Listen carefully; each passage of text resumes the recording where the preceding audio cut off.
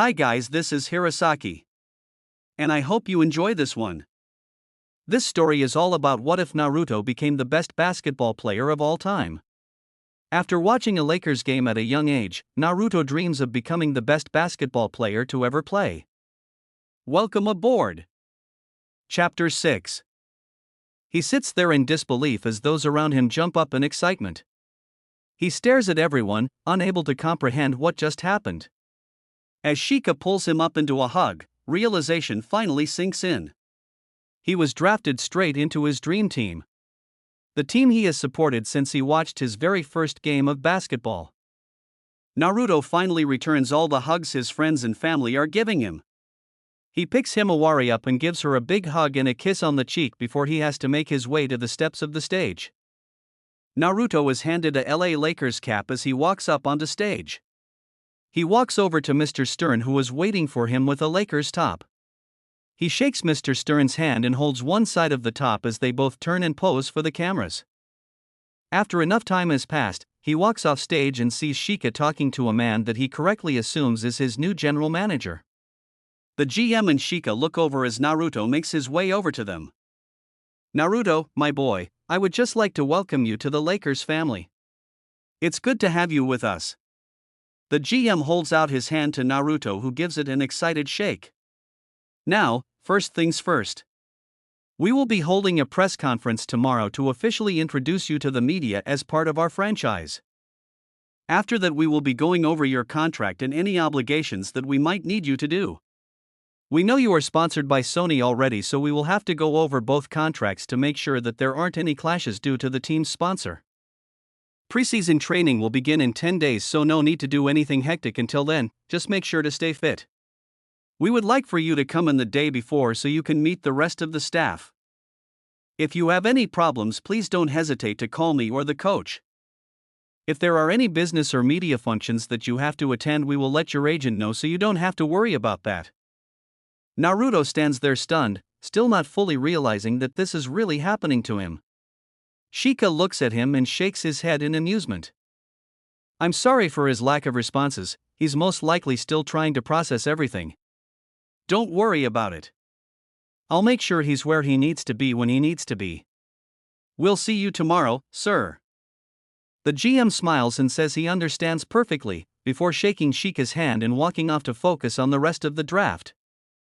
Shika grabs Naruto's collar and walks to the back of the building where the rest of their group are waiting for them. After giving more congratulations to Naruto, they all jump in their respective cars and drive off to Jiraiya's house to have a proper celebration. Naruto sits down in the chair seated in front of a bunch of microphones as Shika and the GM take their seats on either side of him. Sitting in front of him is a room full of reporters, all waiting to bombard him with questions. Naruto, what are your thoughts on being drafted into a Lakers team that is currently far from playoff material? Do you see yourself becoming the new face of the Lakers with Kobe Bryant with injury? Do you see yourself making it to the playoffs this season? What is your ultimate goal now that you have made it this far? Naruto glances over at Shika and receives the go-ahead to answer the questions however he sees fit. He takes a moment to compose himself and gather his thoughts before leaning towards the microphones and giving everyone a big grin. It's honestly a dream come true. Silence greets his statement as everyone besides Shika is completely baffled by his answer. Whether players like to admit it or not, when we are young kids playing ball and pretending to be whoever we idolize at the time, our biggest dream is to get drafted into a team that hasn't been doing very well, become the face of said team, and then take that team to a level that others just simply can't reach. You all think that the Lakers won't make the playoffs? The sea of reporters bear witness to the sudden change of intensity in Naruto's eyes. The Lakers will make it to the playoffs this season with or without Kobe. My aim is to be the GOAT, the greatest of all time. Better than those that came before me and better than anyone that comes after me. Silence is all that's heard as the room full of reporters are stunned into speechlessness. One reporter gets over his shock quicker than the others and stands up to address Naruto. You really think you can become the GOAT? You really think that you are better than the likes of Magic Johnson, Oscar Robertson, Michael Jordan? That has got to be one of the most disrespectful things I have ever heard. How dare you sit there and dash? Then leave. Once again, the room is shocked by the response they receive. What did you honestly expect me to say and do? Just sit back and relax now that I have made it to the big leagues? If that's what you think, then it is you who is being disrespectful. I'm here to become the best. In fact, I want each and every one of you to quote me right here, right now. Naruto stands up and stares down at the entire room. It is then that everyone watching him feels a shiver travel down their spine as the air around him becomes charged with bloodlust. When I eventually retire from the game, there will be no comparisons, there will be no debates, there will be no what-ifs. At the end of my career, I will be standing at the very peak of the mountain on which you have put all your great and best players. When I'm done, each and every single person will have no doubts that I was the best to have ever played the game. Naruto walks out of the conference room while the room bursts into pandemonium due to the statement just made. The GM walks into the back room to find Naruto standing in a corner by himself and Shika leaning against the wall next to the door, typing away on his phone with the biggest smirk on his face. As the GM opens his mouth to speak, Shika quickly grabs him and pulls him outside into the hallway. It's really not a good idea to distract him from his thoughts right now. He is still coming down from what we have dubbed his Kitsune mode. Kitsune mode? What the hell is that? Shika puts his phone away and straightens his back as his face adopts a serious expression. Sir, you have to understand something very important, Naruto. For as long as he has been playing basketball, he has only ever played to his full capabilities when someone has truly managed to enrage him. Even at UCLA, there were restrictions put upon him. To be honest, I don't even think he knows what he's truly capable of. The GM stands in front of Shika with a shocked expression before shaking his head and gathering his thoughts. Why did his coaches place so many restrictions on him? Surely they wanted him to push past his limits. It doesn't make sense to hold him back. Troublesome. Shika takes an exaggerated breath before releasing it in a sigh. He drops his shoulders and assumes his lazy pose that people have come to expect of him and his father. He leans back against the wall and looks up at the ceiling as he addresses the GM. Only Coach Obito Uchiha has ever placed restrictions on Naruto. Even then, it was only because he has known Naruto since he was a kid. Naruto has always, whether he has done it consciously or subconsciously, placed restrictions upon himself when playing against those that are around his age. It was more of a precaution as to not unnecessarily injure himself playing at a pace his body wasn't ready for. Now that I think about it, he stopped showing people his full capability when he started playing again after the death of his parents. Probably the only person to know what level he's at right now is Kakashi Hatake, his surrogate brother. Shika drops his head back down and eyes the GM. Even though Shika's expression hasn't changed, the GM can still see the excitement in his eyes and hear it in his voice as clear as day. What you just witnessed in the conference was the real Naruto finally making an appearance. You thought Kobe Bryant was competitive? I'm sorry to say this, but you are really going to have your hands full once Mr. Bryant is back to full health. Naruto is just as much an alpha as Mr. Bryant is, the only difference being that Naruto still does not know his limits. Both men then just stand opposite each other, each lost in his own thoughts until the door opens. The GM is further surprised at what he sees. The only similarities between the young athlete he spent years keeping track of and the young athlete standing in front of him was that they looked exactly the same. Everything else was so different that he started to realize he might have made a huge miscalculation when drafting Naruto. The amount of pressure he was receiving from the young athlete standing in front of him was only comparable to the elite players in the league. Instead of drafting the next face of the Lakers, the GM was starting to believe he drafted in the player who would go on to drag the NBA into a new era whether it wanted to go there or not. Ehem. He is brought out of his thoughts by the sound of someone clearing their throat. He looks up and it takes all of his self-control to not flinch away from the intense gaze being put on him by Naruto. Even so, he can't help the involuntary gulp that slides down his throat. His mind flashes to a scene of him standing in front of a deadly predator. I'll be at the training facility the day before practice officially starts, just as you asked. Shika can handle anything and everything you might need me for and will bring me any papers that might need my signature. Naruto turns around and walks down the corridor towards the exit of the building while pulling out his phone. Guy-sensei, it's me. I'm gonna need you and Lee to clear your schedules for the next 7 days. There's a move I want to perfect before the start of the regular season that I could really use your help with. Naruto's voice fades away as he walks around the corner. The GM then turns to see Shika walking back into the room. Troublesome blonde. Well, you heard my client. The gleam in Shika's eyes returns as he gives the GM a bloodthirsty grin. Now then, what say you to us discussing the details of my client's contract, Mr. General Manager? The day before he had to be at the training facility found Naruto spending some much-needed time with Himawari. They were in the kitchen making pancakes before Tsunade came home to scold them for eating unhealthily. Just as they put the last batch into the oven, Shika came walking in with a suitcase in hand. Uncle Shika! Himawari screams in delight. She climbs down from her stool at the counter and attempts to give him a hug, only for Naruto to grab a hold of her. Not a good idea to get Shika's fancy suit covered in dough, Haim. Why don't you take Kurama and go get cleaned up before you give him a hug? Himawari gives a cute pout before pulling Kurama out of a bowl of dough and running upstairs to wash up. What brings you around, Shika? I thought I was only gonna see you tomorrow before we both went to the gym. Well, now that we are almost officially in the big leagues, as your agent I had to make sure that we are connected to a good agency that will help us out if we ever have any trouble. I went around looking at all the top sport agencies around this side of the world, and while some of them would have been an ideal choice, my dad and I decided to take a gamble and have you and I be the first athlete and sports agent represented by Sony. Shika places his briefcase on a clean spot atop the counter before taking out a bunch of papers and spreading them all out. Naruto wipes his hands clean before walking over to Shika. So what's all this then?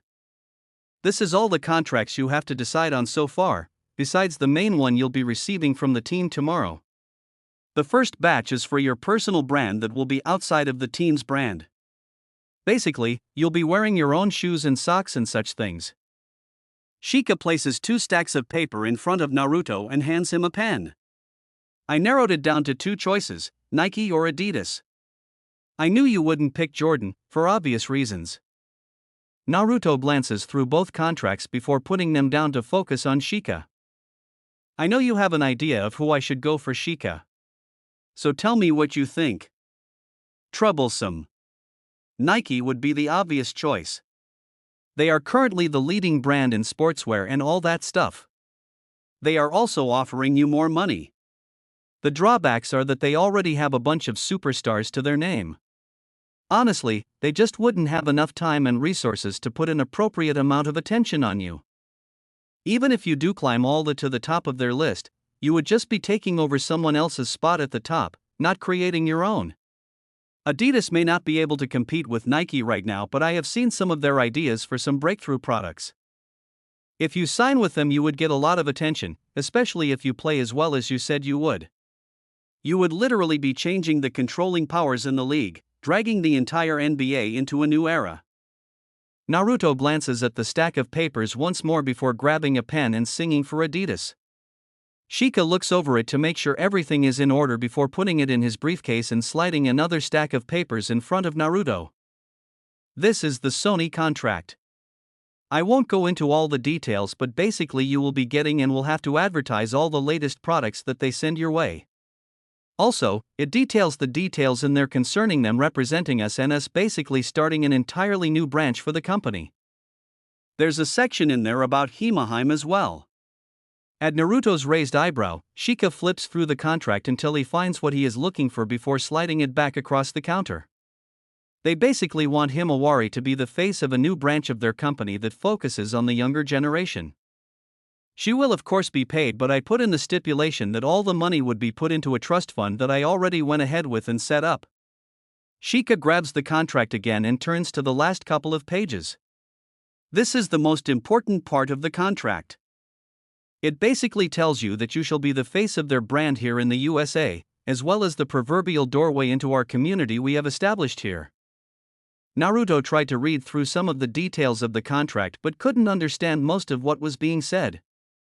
Eventually, he just signed where he was supposed to, trusting Shika's intelligence way more than his own. Now that that's all done, we can speak about tomorrow. Naruto perks up instantly at the mention of his first visit to the team's HQ. There won't be a conference, but you can expect a lot of reporters to be there after the statements that you made.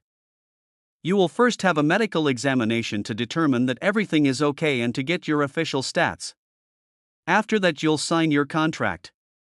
I already went over everything. Don't be expecting a lot of money since you are only a rookie. After that, it'll be a shoot around with the rest of the team.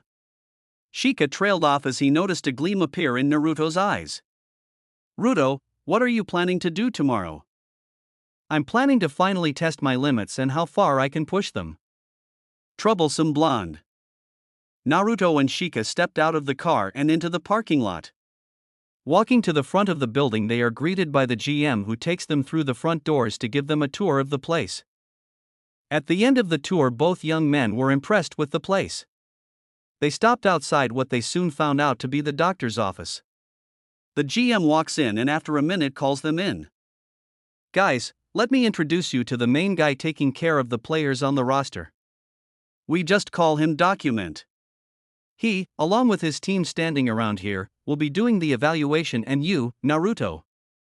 The results will be your official stats for this season. While that's busy happening, Shika and I will be going over your contract one last time before you sign. With that, Shika and the GM walked out the office and left Naruto to the mercy of Doc and his assistants. They just about finished reading over the contract when Naruto and Doc walked in.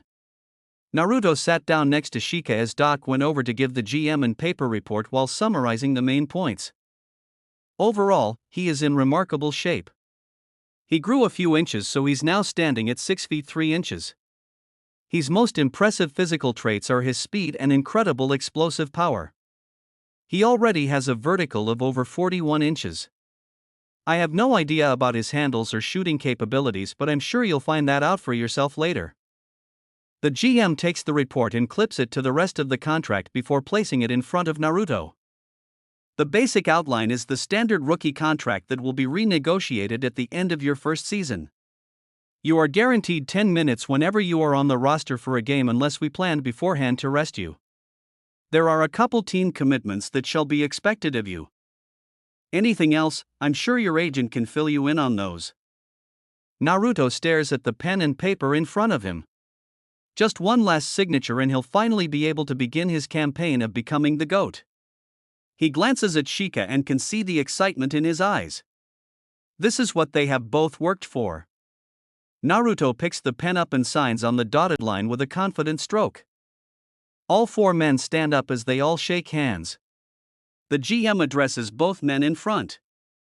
Welcome to the Laker family, boys. Chapter 7. Shika and the GM were walking down the corridor towards the gym, intent on watching the first meeting between Naruto and the Lakers team. Just as they got to within reaching distance of the doors, they were stopped by a call coming from behind them. Shikamaru, I didn't think I would get the opportunity today, but I would like to introduce you to two very important individuals in the Lakers franchise. The GM waves Shika forward and casually waves his hand towards the figures standing before them. Please allow me to introduce to you Irving Johnson, co-owner of the LA Lakers, and Kobe Bryant, the current face of our franchise. Shika, for once, is awestruck to be meeting two legends of the basketball world, one of which is still currently playing. He shakes hands with both imposing figures and steps back, thinking that they are here to talk to the GM. Those thoughts are dashed when Magic starts speaking. I'm glad we managed to catch you before you guys got inside. Shikamaru, there is something Kobe and myself would like to speak to you about concerning Naruto. Hearing this, Shika becomes concerned but follows them down the hallway. They stop in front of a door with a plaque that states Mamba's office. Walking inside, Shika takes note of all the tapes and papers placed upon the circular conference table in the middle of the room and the huge flat screen of the wall opposite the door. Kobe walks around the table to the TV and indicates for the other men in the room to take a seat. This is my room I use to study the players I feel deserve my attention. I spend hours upon hours here watching tapes, studying players, making notes on how to get past them or shut them down. He gestures to the big mess on the table and indicates that Shika should take a look. Shika picks up a few pages and skims through them, eyes widening in shock at what he reads upon them. As you can see, I have recently been studying our latest draft pick. I always make sure to study my teammates to ensure that I am able to utilize them to their full potential. I have kept an eye on Naruto for the past 2 years now, after hearing about him making free throws with a dislocated shoulder, and I must say that I was impressed. So impressed that I got Magic over here to find me all available footage of his college games. I have studied his game quite intensely. Kobe picks up a stack of papers and flips through them. He is the perfect PG, able to find teammates with ease, great court vision, great handling skills, cool and calm under pressure. He fits in perfectly with me. He can clearly take over the game if need be. But Kobe sets his intense stare on Shika. I noticed something very odd about him. Kobe flicks a button on a remote and the flat screen lights up. All 4 men watch highlights of Naruto play on the screen.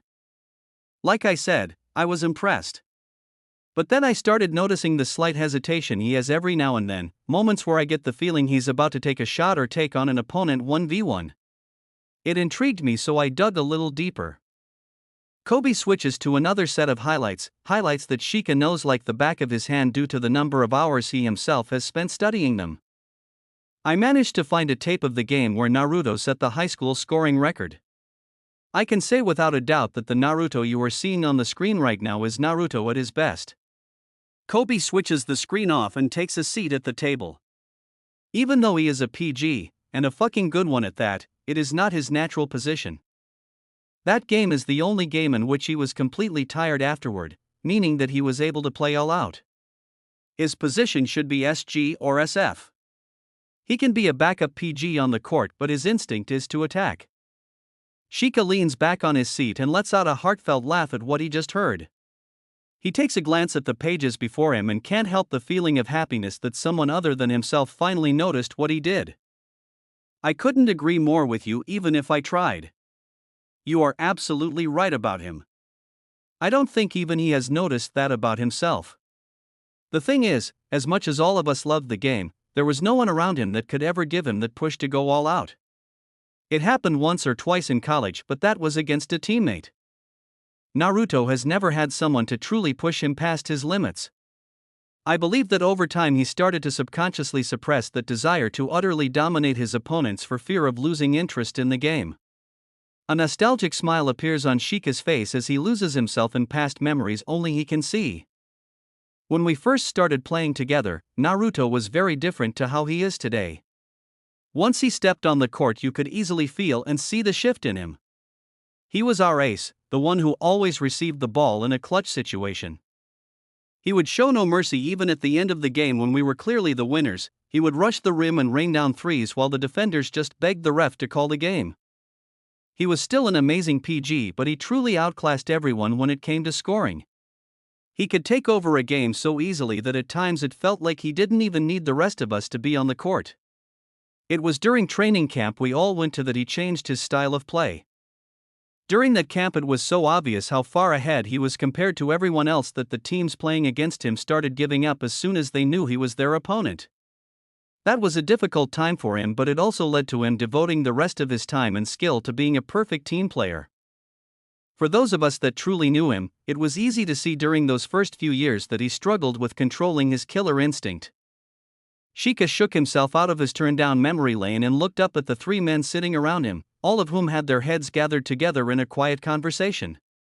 Finally, it seemed like they came to an agreement. Magic reached inside his blazer jacket and produced a stack of papers, which he handed to Shika. For years now, Kobe has been the face of the Lakers. However, he is coming along in age, which is made all the more obvious by his current injury. To put it bluntly, we need to ensure that the franchise has someone to fall back on once Kobe leaves. Magic indicates the papers in Shika's hands. That details the plans we have for Naruto. I want one last shot at the title. All eyes turned towards Kobe at his proclamation. The next season will likely be my last as a player. This season is already a bust because of my Achilles. At best I'll only be able to make it back onto the team around mid-season. If Naruto manages to keep the team in a playoff position, then I might even delay my return. Next season I want to make a play for the championship right from the beginning of the season. Magic takes over from Kobe. We need Naruto to take over the team this season. We realize that it's a lot to ask, but as you can see from the papers, we are planning to build the team around him. What we need from you is to be the go-between guy. As his friend and manager, you know him better than almost anyone else, which allows you access to his way of thinking. If there are any players that the two of you think will be beneficial for him to play with, then let us know and we shall do our best to make it happen. Shika stares at the men before him in an amazing way. Are you sure it's a good idea to give a rookie player this amount of power for the team? I mean, he hasn't even played a single game yet. I know that look in his eye. Shika stares at Kobe with clear confusion in his eyes. Just taking a quick glance at him will tell you that he is a really friendly kid with a happy-go-lucky attitude. But for those of us who played at the top level for so long, it's as plain as day. We can tell just from his walk and how he interacts with those around him, he is utterly confident in his skill. He truly believes he can keep up with the best of them, and even if he can't. That intense look that flashes across his face every now and then ensures that he'll work his fucking ass off until there's no doubt in anyone's mind that he is the best. Shika breaks out into amused chuckles as he points his finger at Kobe. He reminds you of yourself, doesn't he? At Kobe's nod, Shika just shakes his head in amusement before falling silent with a serious look on his face. To be honest, I don't really know how he'll play now that he's in the top league. He'll definitely still be a PG, but I'm almost certain he'll be most comfortable as the SG or SF. So at best, the team will have a backup PG on the court as well as someone who can shoot from distance and attack the basket. All four men sit in quiet contemplation, thinking of the best way to utilize Naruto's abilities. Eventually Kobe gets up and heads towards the door. Well, let's go watch the practice session. I'm interested to see how well he handles himself while around NBA-level players. I don't care what the plans are for this kid. I won't just hand over the reins to someone who's not on my level. The four men walk into the gym to see that everyone is around there getting ready for the practice session. Glancing about the gym trying to locate Naruto, Shika spies a sight that does nothing to put his nerves at ease. Troublesome. The men around him spare him a glance before following his train of sight. Naruto was going through his warm-up exercises within the gym, away from all the other players. He was in a quiet corner by himself, headphones blaring music into his ears, drowning out everything around him. He was dribbling a basketball around his body, getting into rhythm. What drew the attention of everyone watching him was the ease at which he was playing with the ball. It looked like he was barely paying attention to what he was doing, but Shika knew him better than that. That's his ritual he does before a big game. He drowns out all noise by turning the volume up on the headphones and dribbles the ball to whatever song is playing. You can tell he's been at it for a while now because he's got a little bounce to his step. With that, all four men walk over to join the coaches on the other side of the gym to watch the practice. The team went through exercises designed to test the fitness of the players. Even though none of the players were unfit due to the offseason, it was easily seen by all that Naruto was one of the fittest members out there. When most of the players took to the sidelines during break, Naruto was on the court practicing dribbling from one side of the court to the other before doing a layup. Compared to what Guy and Lee put him through, this practice session was like a breeze for him. Over on the sidelines, the spectators were in awe watching the ease at which Naruto went through the session. Most couldn't believe that he was outlasting a lot of the veterans. That can't be right. Isn't he just out of college? And check out the amount of muscle on him. We haven't even gotten into the weight room yet, but he looks like he'll be able to breeze through that as well. Do you think some roids were involved? It's nothing of the sort. Shikamaru finally speaks up in defense of his friend.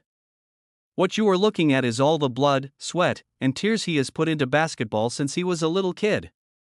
So what if he's outlasting most of them? Did you honestly think he was going to stop working his ass off just because he made it to the big league?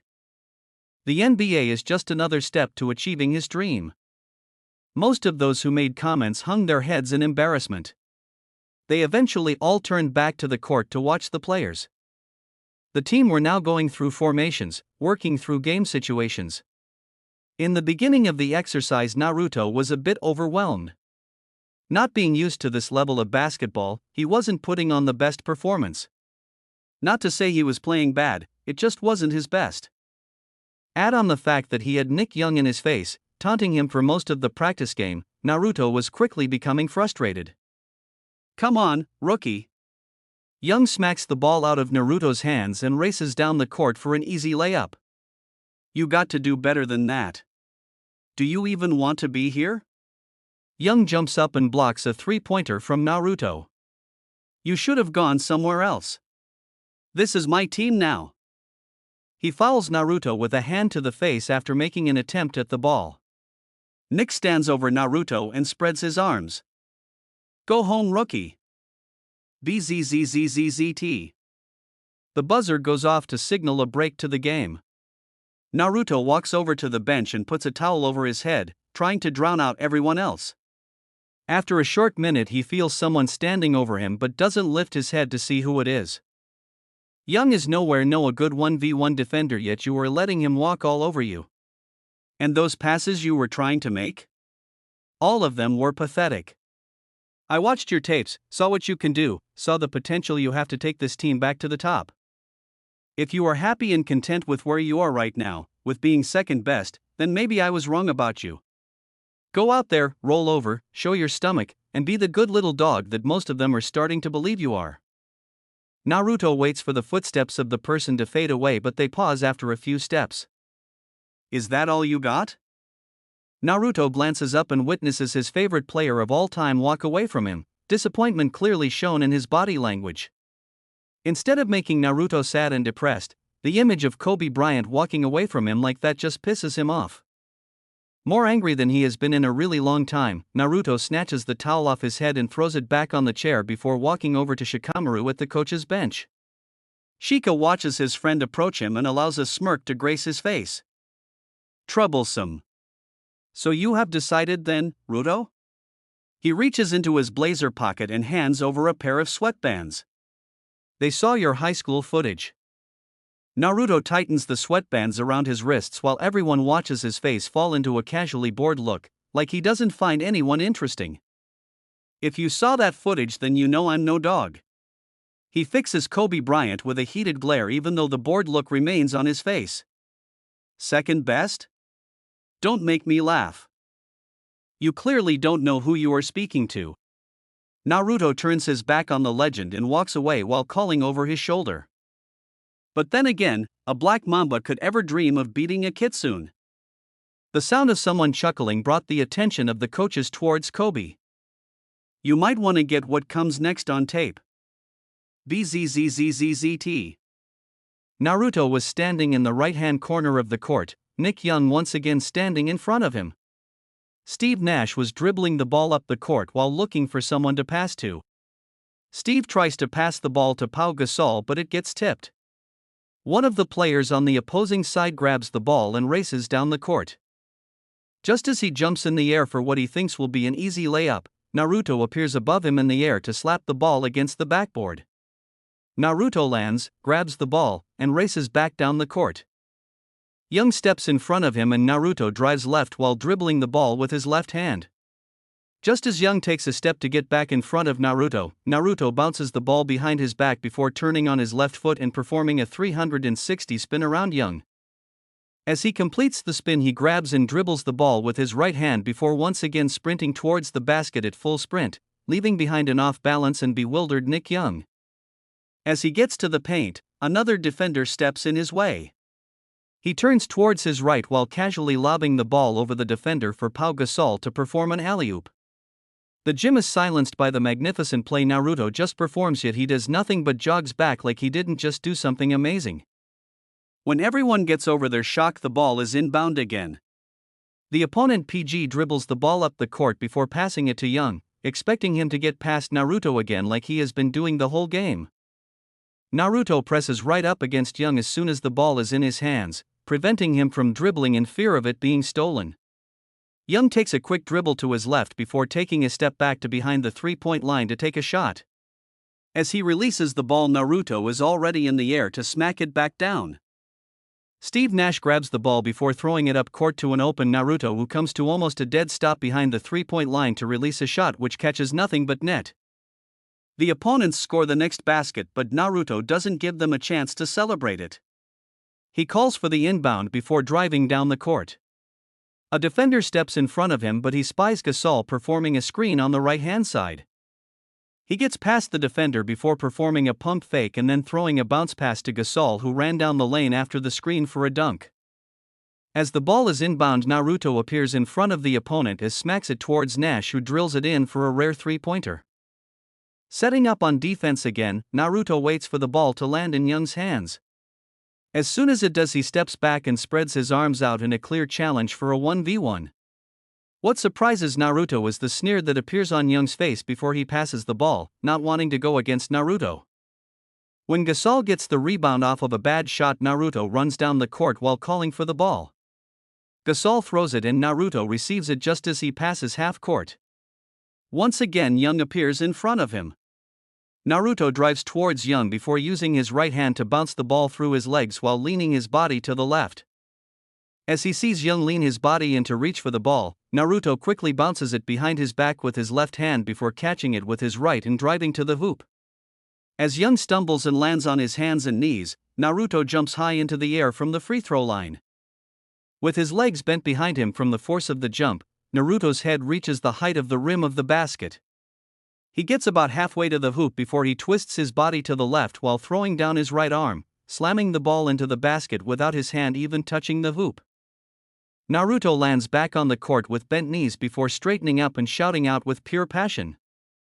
The players stare in shock at such a difficult dunk being performed by their newest teammate. On the sidelines, the coaches and managerial staff are shocked back into silence. Even Shikamaru has his mouth dropped open in shock. Kobe is on his feet in excitement. I found him. He'll get me my last ring. Naruto casually walks back towards Young, who is still on the floor after witnessing that dunk.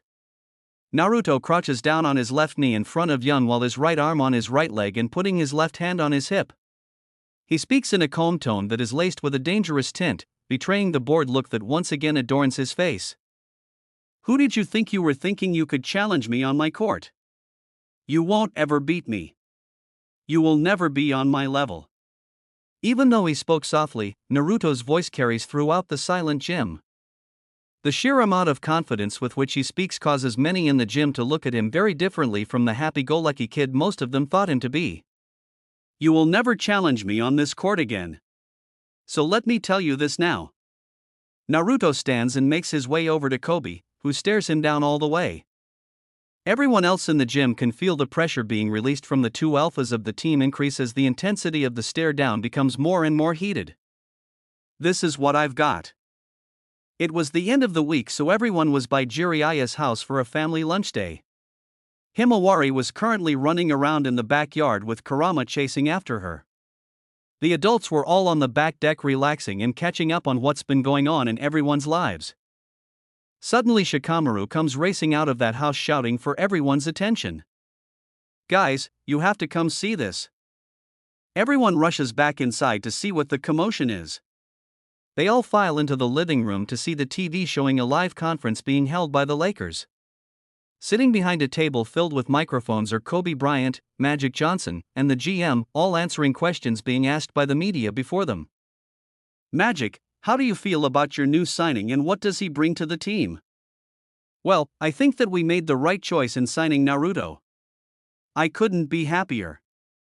Even from just one practice, it's easy to see that he is capable of bringing a lot to the table in terms of offensive options for the team. Kobe, with your injury keeping you out until around the All-Star game, what do you think the chances are of you guys making it to the playoffs this season? Well, obviously it's a huge setback to the team, but I'm sure we'll be able to just scrape by. As long as the team is able to gel together effectively, I'm sure we can make the playoffs. Kobe, you are obviously reaching the end of your career. This current injury to your Achilles must have given you a lot of food for thought about retiring. At this moment, do you feel okay with handing over the reins of the team to someone else? Absolutely not. I'm not saying that I don't trust any of my teammates, I just believe that there is still so much more I can do for the team. Even if that wasn't the case, the only time I will hand over the reins is if someone forcefully takes them from me. Since no one has been able to do that yet, I'll continue leading this team. The conference continues with more questions, but none of them are important. Everyone in the room then disperses into their own little groups. Naruto gets Kurama on his head and picks Himawari up before walking to the kitchen in search of snacks. Shika and Sasuke follow him. Ruto, we got to talk about who you want on the team. Sasuke looks between them in confusion. What team? Oh yeah, you wouldn't know. The high-ups in the franchise want me to pick players I want to surround myself with. According to Shika, they want me to be the new face once Kobe retires. That's what they planned, and it's actually a very good plan. You just have to make sure that whoever you pick will be able to gel together. Yeah, I know. I was thinking that we don't need another center. We got Gasol and he is really good. I want someone that focuses on three-pointers. There's not really any point in getting another ball handler once Kobe is back to full health, plus we still got Steve Nash. Other than that, maybe a PF, but I'm sure we can deal without one for the time being. Shika writes all that down before walking out to make a couple phone calls, leaving Sasuke and Naruto alone with a happily munching Himawari and Kurama. So how are things with Sakura going? Sasuke looks around nervously before leaning over the counter to whisper.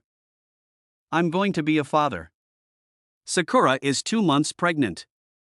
Naruto squeals like a little girl skipping around the kitchen in glee. Oh my, Sasuke, this is amazing. I can't wait to see the little baby person.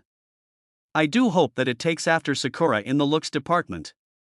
No offense, but you aren't really nice to look at. Naruto says in a feminine voice. Himawari nods her head while giggling at her father's antics. Sasuke's voice turns red in embarrassment before he reaches into the fruit bowl to throw an apple at Naruto's head. Shut up, Dobe. Sasuke takes a calming breath before he continues. We're waiting for the right moment to tell everyone else. Go for it, Sasuke Kyufu.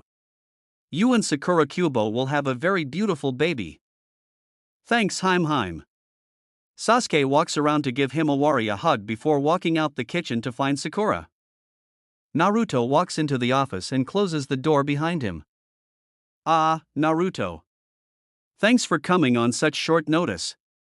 The GM waves his hand to indicate that Naruto should take a seat. Now I won't keep you long cause I know you want to get back to practice. I want to tell you about Vegas. Vegas? What's happening in Vegas? The Summer League starts soon. Naruto, the GM fixes Naruto with a serious stare down. I want you to completely dominate it. Chapter 8. So let me get this straight. Let me see if I can figure this out. Allow me a moment to wrap my mind around this. Please just. Everyone else just rolled their eyes and let Kiba carry on his monologue in the background. Himawari was sleeping on the carpet with Kurama and Akamaru on either side of her. It was evening and they had gone down an hour ago. Earlier in the day, after the GM had given Naruto his instructions and expectations for the upcoming Summer League happening in Vegas, Shika called everyone else for a discussion concerning the future of their entire family.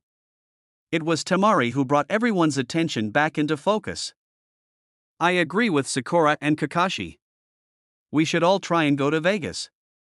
Not only will it give Naruto a huge support base, but it'll also show Sony that we are still all very much involved in each other's lives. They have already contacted most of us here. It's a good idea to show them that the faith they put in our family is not misplaced. Temari has a point. Everyone turned to Jiraiya. We need to show everyone that we will be there to support and protect Naruto. Whether he likes it or not, Naruto is basically representing each and every single one of us when it comes to the public. The way Shika and Sony have planned this out is that while Sony sponsors all the businesses our big family is involved in, we will also be able to use Naruto's name and face to draw in more attention from the public. I know some of you may think that we are just using Naruto, but it's not like that at all. You are his family. This is his way of repaying you for everything you have done for him over the years. You have helped him, now let him help you. I also think we should have planned a schedule for groups of us to go to the home games at the Staples Center. All eyes turned to Choji as he added his opinion. It'll make sure Naruto always has someone in his corner as well as someone to take care of Himachan during the game. Naruto gets a certain amount of free passes per game for family members and friends. so all we have to do is give our time and stuff to Shika and he can sort everything else out. Before anyone else could say anything on the matter, Kiba makes himself known again by bouncing around in front of everyone. Hello? Back to the main issue at hand. They want Naruto to go and dominate the Summer League with none of the regular members of the roster except for Nick Young. Nick Young, the teammate that has it out for Naruto. Is no one else at all concerned about this? Kiba, calm down. Shika rolls his eyes as he shouts at Kiba. This was planned between me and the higher-ups. Even though he was the #1 draft pick, we need him to have a good showing at the Summer League so that we can entice other players into wanting to play for him. We also need for him and Nick Young to get along better because Young is currently our best shooter beyond the arc besides Naruto. Where is Naruto anyway? Doesn't he have to be in Vegas in 2 weeks? He got permission from the coach and Magic to go and get some specialized training done. He will meet us in Vegas for the opening game. Naruto was panting for breath. Sweat was pouring down his face onto the floor as he struggled to catch his breath through the training mask he was using to strengthen his lungs. Again! At the command, Naruto raced down the right side of the court as fast as he could before catching a ball at the three-point line and going up for a dunk before landing and racing towards the other side of the court to repeat the process. This continued for another minute before he was told to stop. He was allowed a 10-minute break before he was told to go to the free throw line. His opponent got in front of him and started dribbling the ball. Now I don't want you to defend yet. Just watch and listen. His opponent begins to dribble the ball in more peculiar movements. You have to continue watching his body movement as well as his eyes. However, the area you need to focus on the most are his hands when handling the ball. A really good ball handler can get the ball to do almost anything as soon as he sees his defender move. You already know all this, but you are going to have to be able to focus on all 3 key areas during a game. You are especially going to have to keep up your concentration levels when you are in the final minutes of the game, and it's all up to you to stop the PG or the closer from making the play that gives your opponents the lead. Naruto tries to keep his concentration up, but the lack of oxygen he is getting because of the mask is making it really hard. Just as he loses his focus, the feeling of the ball hitting his face brings him back to reality. He rubs his sore forehead before getting in his defensive crouch again and watching his opponent's movements. I know you are tired, but that mask is the best substitute. We have to replicate the immense pressure you'll be feeling in the game. Due to your position, you'll often be the first line of defense. With the way you explain things to me, it'll be your job to lock down the opposition's most dangerous players. Now I can't help you with the centers and PFs you'll be facing, they are much too big for either of us to deal with effectively, but I can definitely prepare you for other PGs and SGs. Naruto was struggling with listening to what was being said as well as keeping up with the exercise. Even though he wasn't moving, the mental strain that he was putting his mind through, as well as the mask he was quickly starting to hate, was ensuring that he was quickly becoming fatigued. Just as he was about to lose his concentration again, everything started to slow down to a crawl. He could see every small movement made by his opponent. Without a conscious thought, his body started moving on its own. He reached out for the ball before noticing the angle it was in his opponent's hands. He quickly pushed off with his left foot to jump to the right in anticipation of where his instincts told him to be. As his eyes caught sight of the ball coming towards him from behind his opponent's back, he quickly reached out with his right hand to knock it away. Just as he was about to reach the ball, a hand quickly came out of nowhere to bounce it away from him. Naruto stumbles to the ground after missing the ball while his opponent casually does a layup. Not bad. You are getting better. Daiki was right. If you went up against us in high school, then you would have surpassed us a long time ago. As it is right now, as much as it irritates me to say, you are staying levels above us. The only reason you 1v1 skills are below your other skills is because you never had anyone to push you past those limits. But do not worry, Naruto looks towards the door as 3 figures walk into the gym. We'll make sure to bring those skills up to par by the end of these 2 weeks.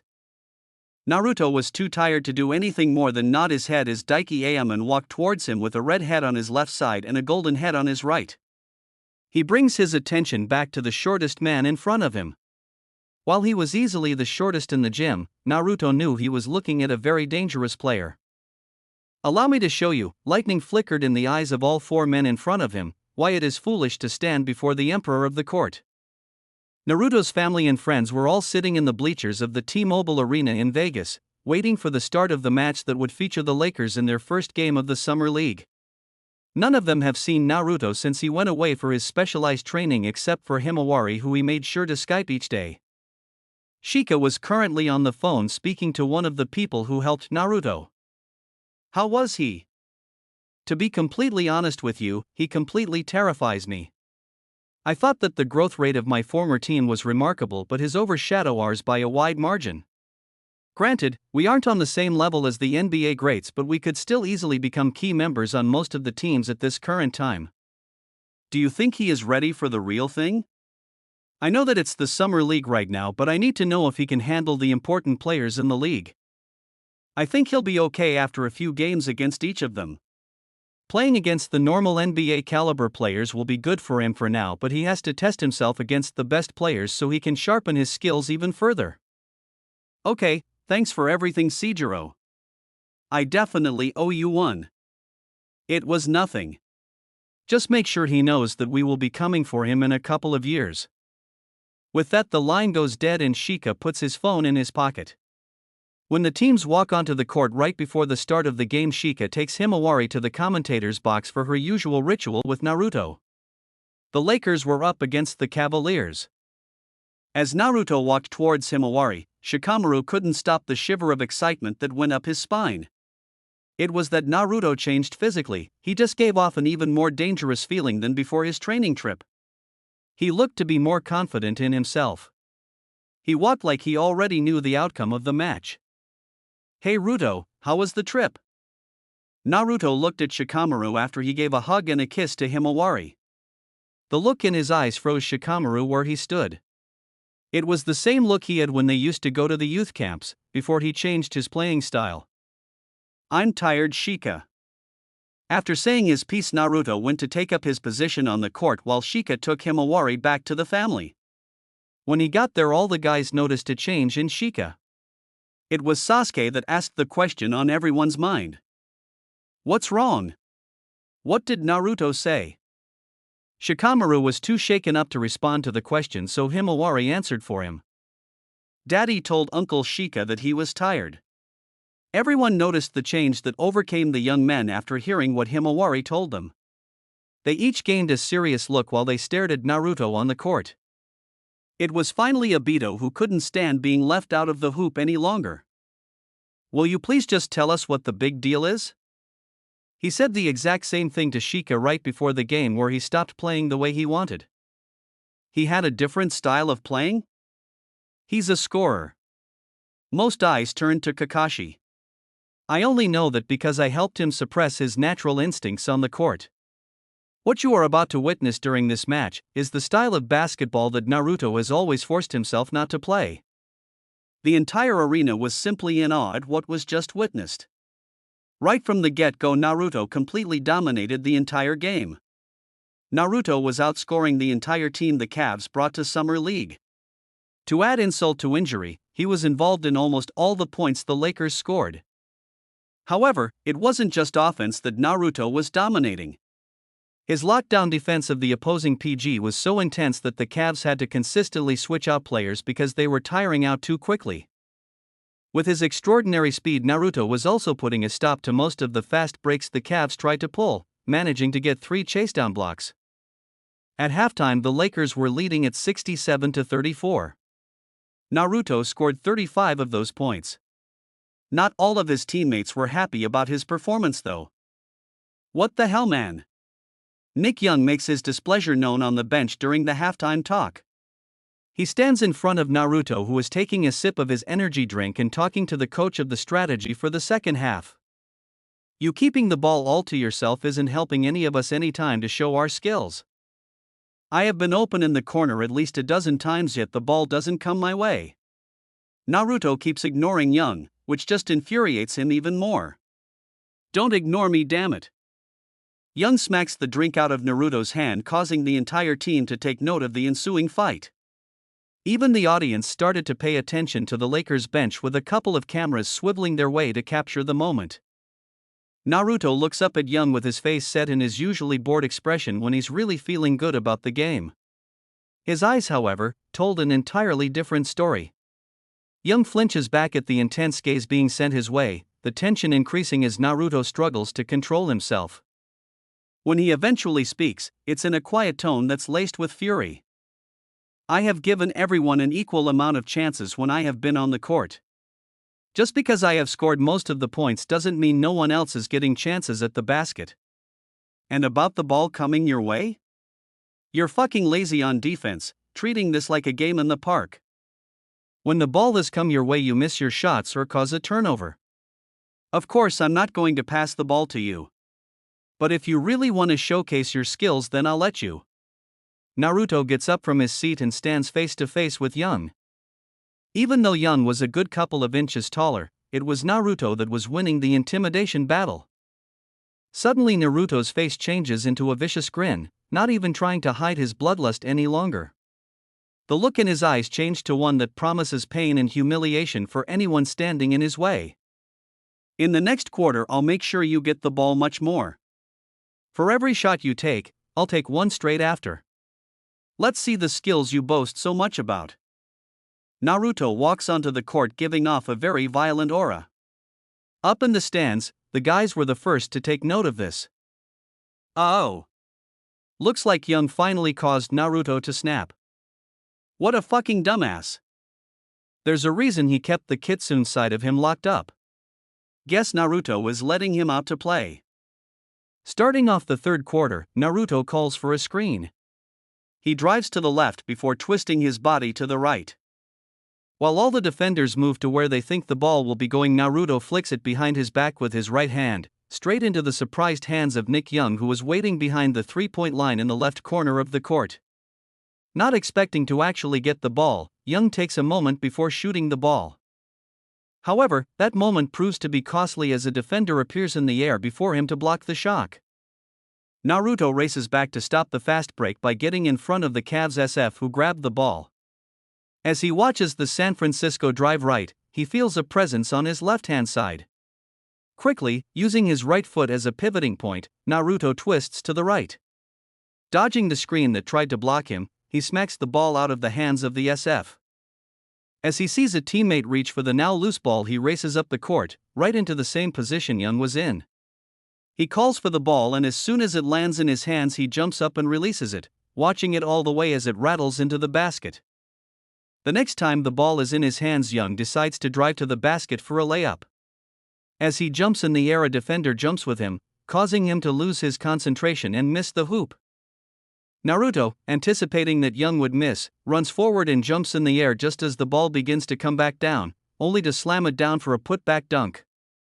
This continued for the rest of the quarter.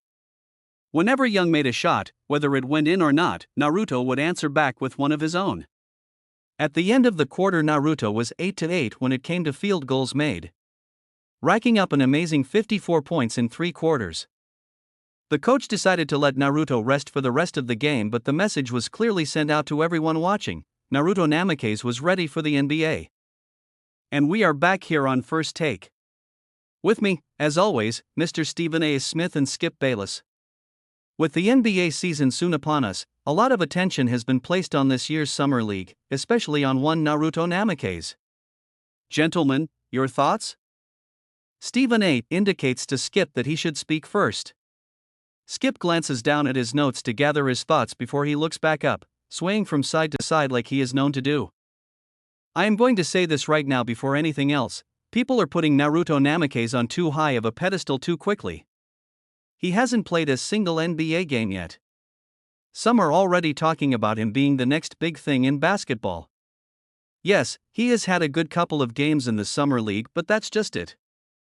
We need to take a step back and re-evaluate this young man before stating how good he is. I would just like to say that I respect your opinion on the matter, but I am going to have to go against what you are saying. Stephen A. gets fired up. This kid can straight up ball. He is making the most difficult of shots look almost effortless. He is basically everywhere on the court, doing almost everything. Even from the few matches I have seen so far, no one can keep up with him. If his shots from beyond the arc ain't going in, he can just as easily attach the rim. This kid can score from anywhere. And his vertical? This kid has got some serious bounce. Give him a few years and he'll be a younger, shorter, faster Kobe and MJ. It's Summer League. Anyone can look good in Summer League. I'm going to respectfully ignore the rubbish coming out of your mouth. The level of intensity that this young man has is the same level I have seen in Kobe Black Mamba Bryant and the great Michael Jordan. Stephen A. looks straight into the camera. Put me on record right now, Naruto Namikaze will be the next great thing in basketball. It was the finals of the Summer League in Vegas. Ever since the first game of the tournament, all talk and attention has been focused on Naruto. Naruto was doing exactly what the GM told him to do, utterly dominating the tournament. Going into the final, he was leading the tournament in both scoring and assists, 43.8 ppg and 11.4 apg, all without even playing a single minute in the fourth quarter. Analysts were losing their minds at the numbers Naruto was putting up. Scouts had pages of notes written about him. Naruto was the first one in the arena that day, a good few hours before the game would even begin. He was going through a light warm-up routine to loosen his muscles and get rid of any nerves he might have. Even though it was just the Summer League, Naruto wanted to prove his worth as soon as possible. As he was in the center circle dribbling the ball, he heard footsteps approaching him from behind. Without missing a beat, he dribbles the ball through his legs before turning his body around to face whoever walked onto the court. I remember being in your place before my first season. I know what you are feeling right now. You wanna make a statement. State your claim and all that. Kobe walks to a random ball not too far away. He picks it up and spins it in his hands while staring off into the stands. As much as I hate to admit it, I can't keep doing this for much longer. Maybe 2 or 3 more seasons. I want one more ring to put me on equal footing with him. Naruto stares at Kobe before sitting down and gazing into the same stands. The silence between them is not uncomfortable as both men are lost in his own thoughts. I tracked your career from the beginning. To be honest, you were never my favorite player. I liked watching the flashy plays of Iverson or someone like that. But then I found myself emulating you. I used to play old tapes of you until they broke, learning everything I could. Yes, you were flashy, but only because your basics and fundamentals were so high that they allowed you to be. I decided a long time ago that I admire you the most out of everyone that has ever played the game. It's because of that admiration and respect that I will help you get that 6th ring, but make no mistake, they both slightly turn their heads to find themselves once again having an intense stare down. I will the top spot on this team before you retire. Then give me that challenge I know we both crave. Kobe answers back with a challenging smirk. Naruto had sweat pouring down his face as he tried to catch his breath after the third quarter. The Lakers were up against the Warriors and things weren't looking too good for them. The Warriors were fielding a team that consisted of Klay Thompson and Draymond Green, 2 up-and-coming stars of the Warriors roster. This was the toughest game that Naruto has been in since he got drafted. Even though he was keeping the Lakers close in points, 76-83, Naruto was basically on his own against the 2 stars. It was his first taste of true NBA caliber players and he was absolutely bursting with excitement. He had to focus most of his attention on Thompson, who could practically score the ball from anywhere while mostly leaving Green up to his teammates to deal with. On top of that, the Lakers got off to a bad start when Young flat out refused to be a team player, hogging the ball until eventually the coach pulled him out of the game. He glanced towards the section of the stands where he knew his family were and smiled at the posters he could see and the cheering he could hear. He glanced courtside and made eye contact with Kobe, who just inclined his head in a gesture that practically demanded get it done. The pressure was at an all-time high. The expectations raised to new levels after the latest podcast on First Take. Most people would have felt overwhelmed, but Naruto wasn't most people. Alive. Naruto felt alive. Walking on the court to start the fourth quarter, everything was so vibrant, his senses heightened as much as they possibly could be. He couldn't keep the shit-eating grin off of his face. Throughout the game, Naruto and Klay have been dueling it out, with both of them having over 30 points, leading their teams in scoring. While the Warriors had Green to help out in both offensive and defensive aspects of the game, the Lakers only had Naruto to make opportunities for the team. Having the ball inbound to him, Naruto signals that he wants a 1v1 with Clay. While the team shifts to the left side of the court, he takes Clay to the right and angles his right shoulder to face Clay while dribbling the ball with his left. With the shot clock running down, Naruto drives left but performs a quick crossover to his right and sprints to the hoop. Just as he releases the ball, a big hand comes out of nowhere to smack it against the backboard. Without any conscious thought, his body lands and sprints down court. Just as Clay jumps up to release from beyond the arc, Naruto's hand is already coming down to smack it out of bounds. The arena erupts into fever-pitched cheering after witnessing the amazing sequence of events.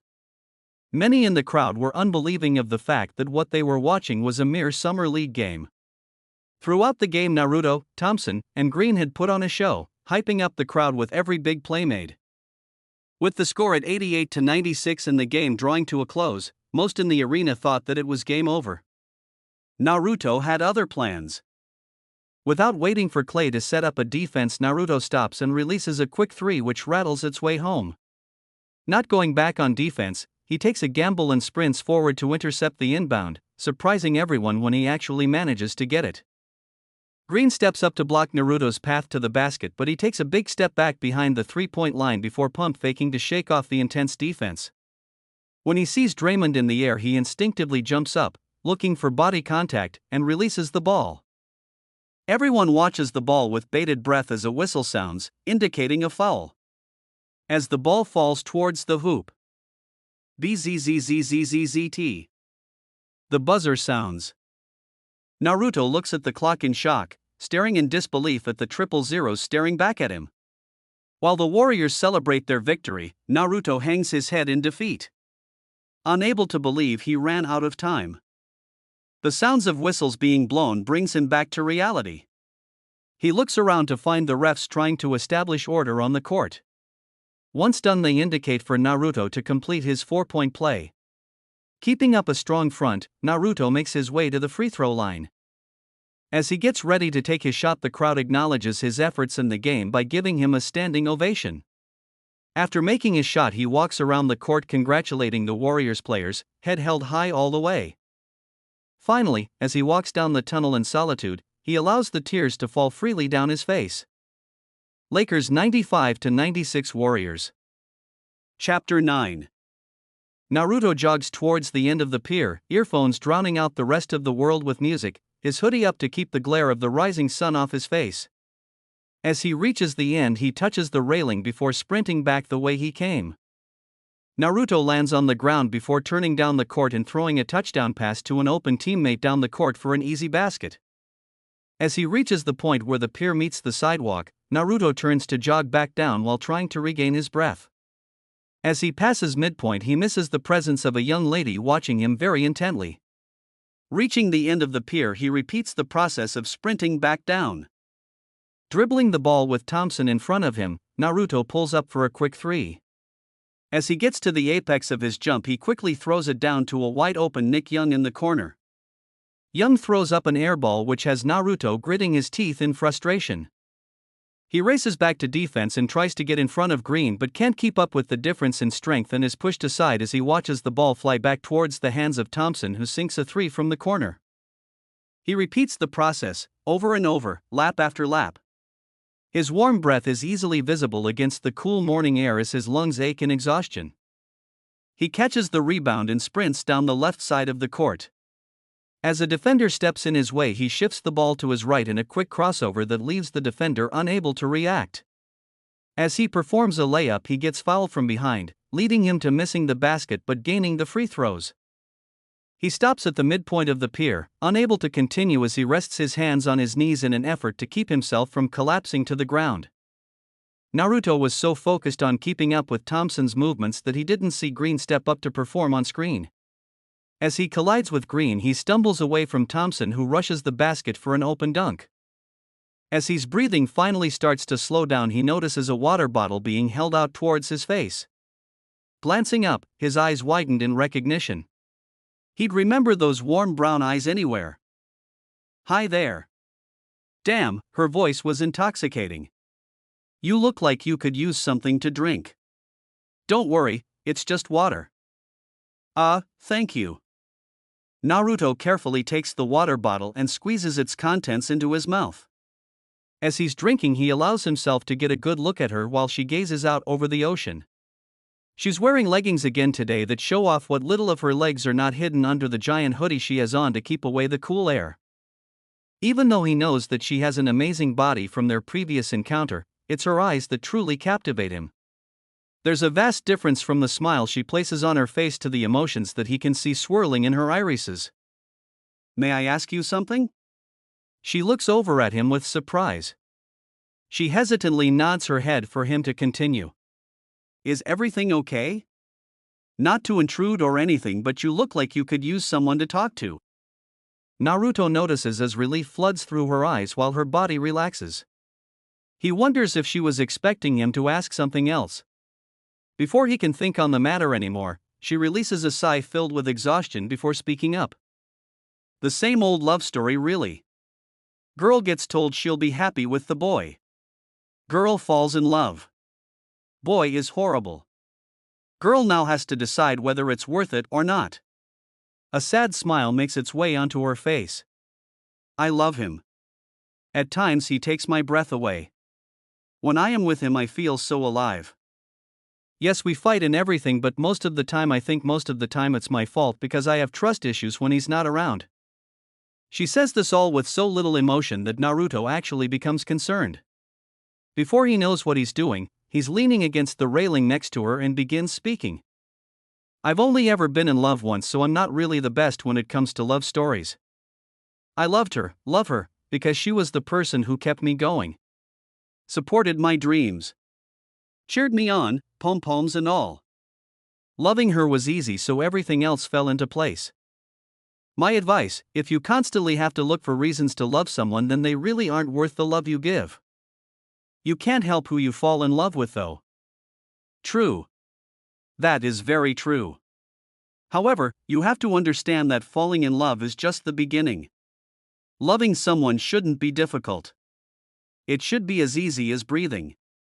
Yes, you'll have fights, and yes, it won't be easy, but then that's what makes it all worth it.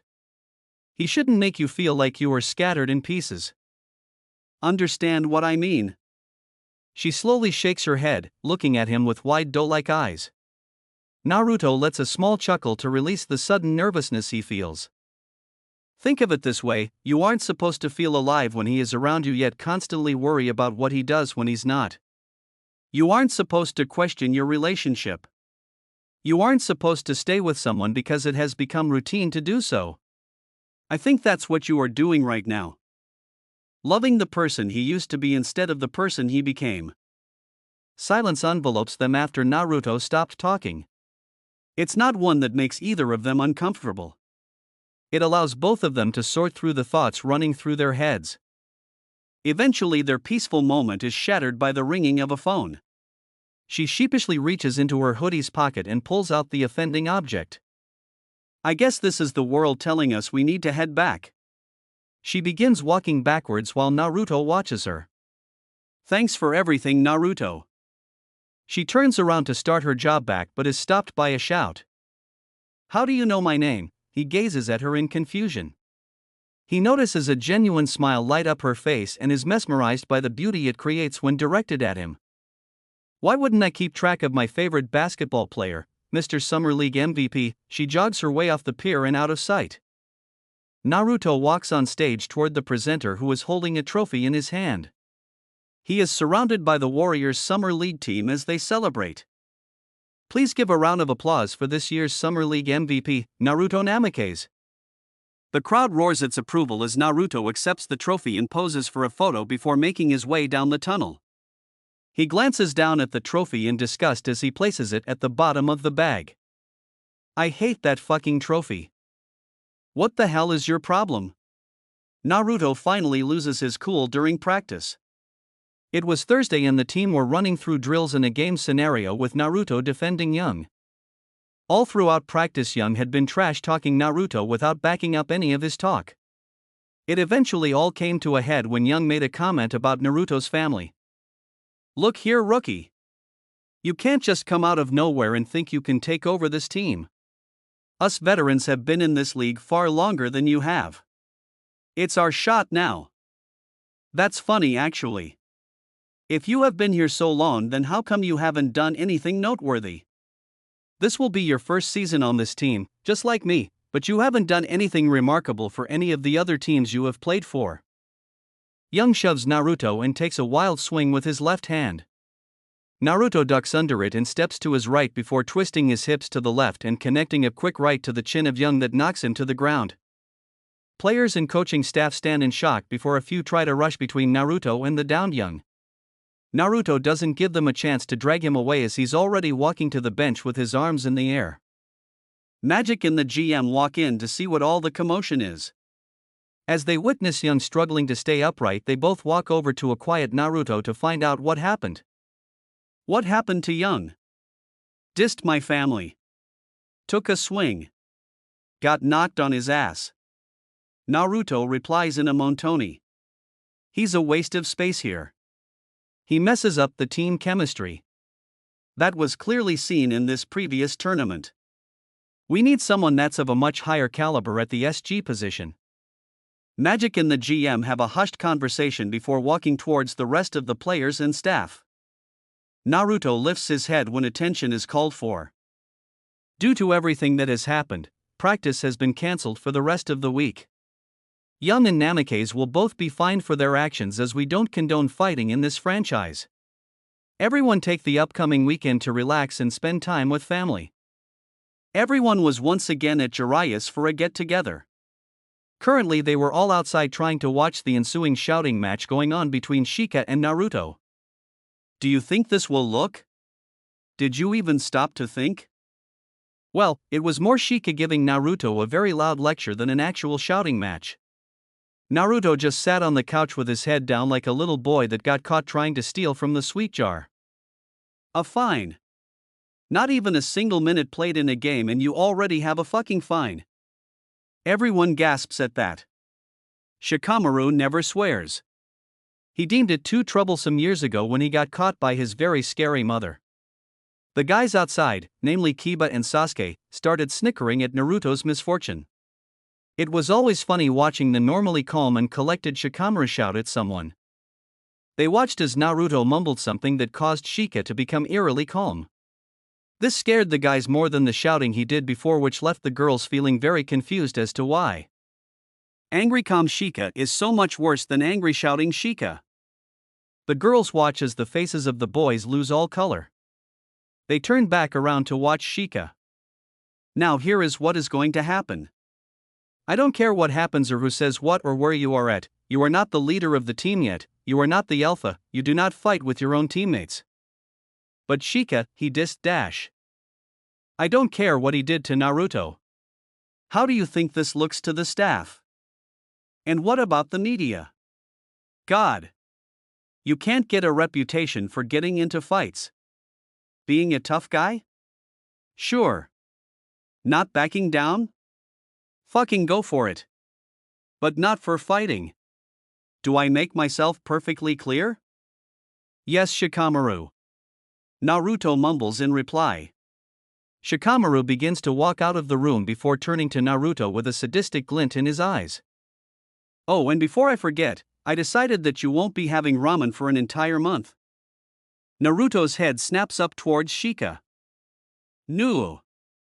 So these are who we are looking for when the trading window opens up. All the higher-ups in the franchise were sitting around a table in the conference room that was practically covered with folders. We can't keep going on like this. The team will eventually break apart if Namikaze and Young keep going at it the way they do. The best option for this franchise. We are not getting rid of Namikaze. He is a franchise-altering player.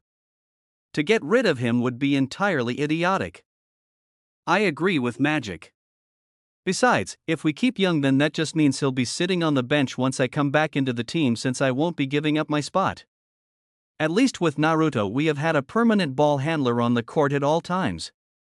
Plus, I really believe he can take over the team in a year or two. The members spend more time discussing the issue before they reach a decision. So, it's decided then. We'll keep Namikaze and trade away Young. But now the next question arises, who do we trade Young for? A file gets placed in the middle of the table with a hand on top of it. After many talks between Naruto, his manager, and myself, we all feel like this player would fit in perfectly with what we want to do with the team.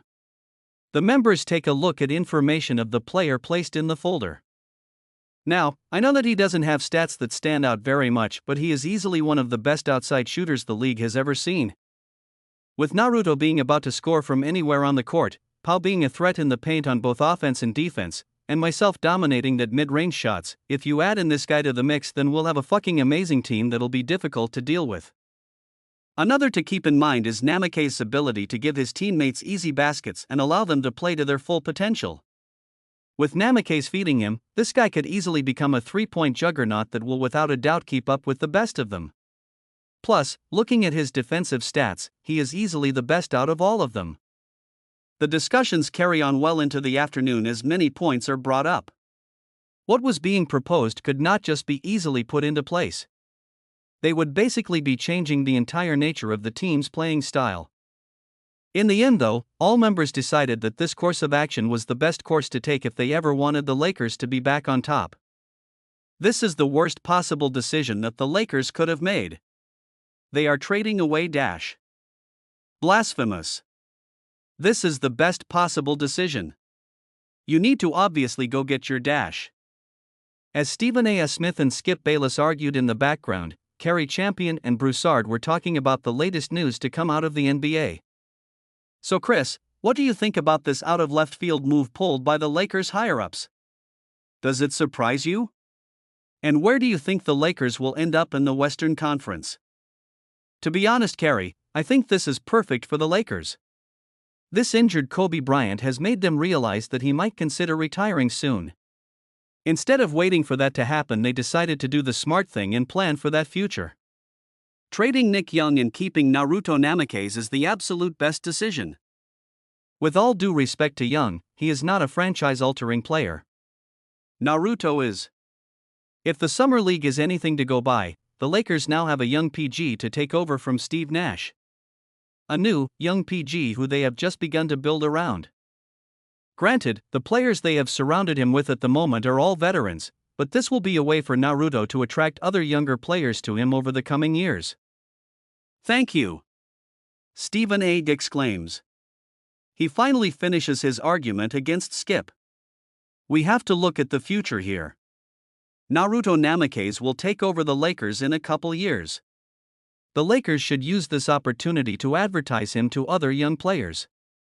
It was Skip Bayless that decided to bring himself back into the conversation by banging his fist on the desk. You all cannot be serious. They have just traded away a veteran player for a young, untested PG who hasn't played a single minute in an official NBA game and is already getting into fights with teammates. Who would you rather have? Nick Young or one of the best shooters this league has ever seen? This new SG is easily one of the best three-point shooters in NBA history. He is definitely in the top 3 currently. They might not manage a lot this season, but just you wait until next season. Kobe back at full health, Gasol protecting under the rim, the new guy from beyond the arc, and if he gets enough minutes to adjust to the high level of play, Naruto runs around the court scoring from anywhere. Naruto walks into the Lakers training gym 2 hours before practice was scheduled to begin with Himawari and Kurama happily trailing behind him. Naruto would normally bring them with if the practice session was on the weekend or late enough in the day that Himawari didn't have to miss out on school. Ever since the loss to the Warriors, Naruto decided to go to practices and games 2 hours earlier to work on his game without any distractions. He wanted to use the 2 hours to work on the basics. He needed to get up to a high enough level that his body would be able to handle the ball without having to think about it and to just act instinctively. All this meant was that Naruto would be doing the same exercise over and over again. It was tedious and boring work, yet he kept at it. He struggled with it the first few days, becoming frustrated doing the same thing over and over again. Yet slowly, as he forced himself to continue the exercise he was working on, he would find himself relaxing. It was during this time, where he would allow his body to have a mind of its own, that he would allow himself to remember and reminisce the times he had with his mom, dad, and Hinata. While Himawari and Kurama ran around the big gym, playing with all the basketballs and training equipment, Naruto would put his earphones in and lose himself in the music and memories. It always brought a smile to his face. As the 2 hours were slowly coming to an end, the rest of the Lakers team and coaching staff trickled into the gym. Most of them went to greet Himawari and scratch Kurama behind her ear. Ever since she first came to a training session, she was an instant hit with the team. Some of the players even started to bring their own kids every now and then. Once Magic and the PR department caught wind of what was going on, they closed off one of the smaller gyms and made it kid-friendly.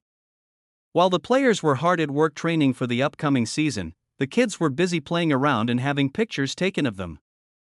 The pictures would then go onto most of the Lakers' social media sites to help improve public image. The players were gathered around in front of the coaching staff, waiting to find out what would happen today. As you know, Nick Young has been traded. We simply cannot condone that type of behavior amongst teammates, so please let that be a warning to the rest of you. The only fights you are supposed to be having are against the teams we play against, not each other. The higher-ups have managed to bring in someone who will no doubt help this team get back to the top. As a figure walks into the gym, the team turns around to greet him. Murmurs spread through the members of the team as they all recognized their new teammate. Guys, please welcome Kyle Korver to the Lakers franchise. Naruto was walking out towards his car when he heard someone yelling his name from the entrance of the training compound. He walks back to the way he came.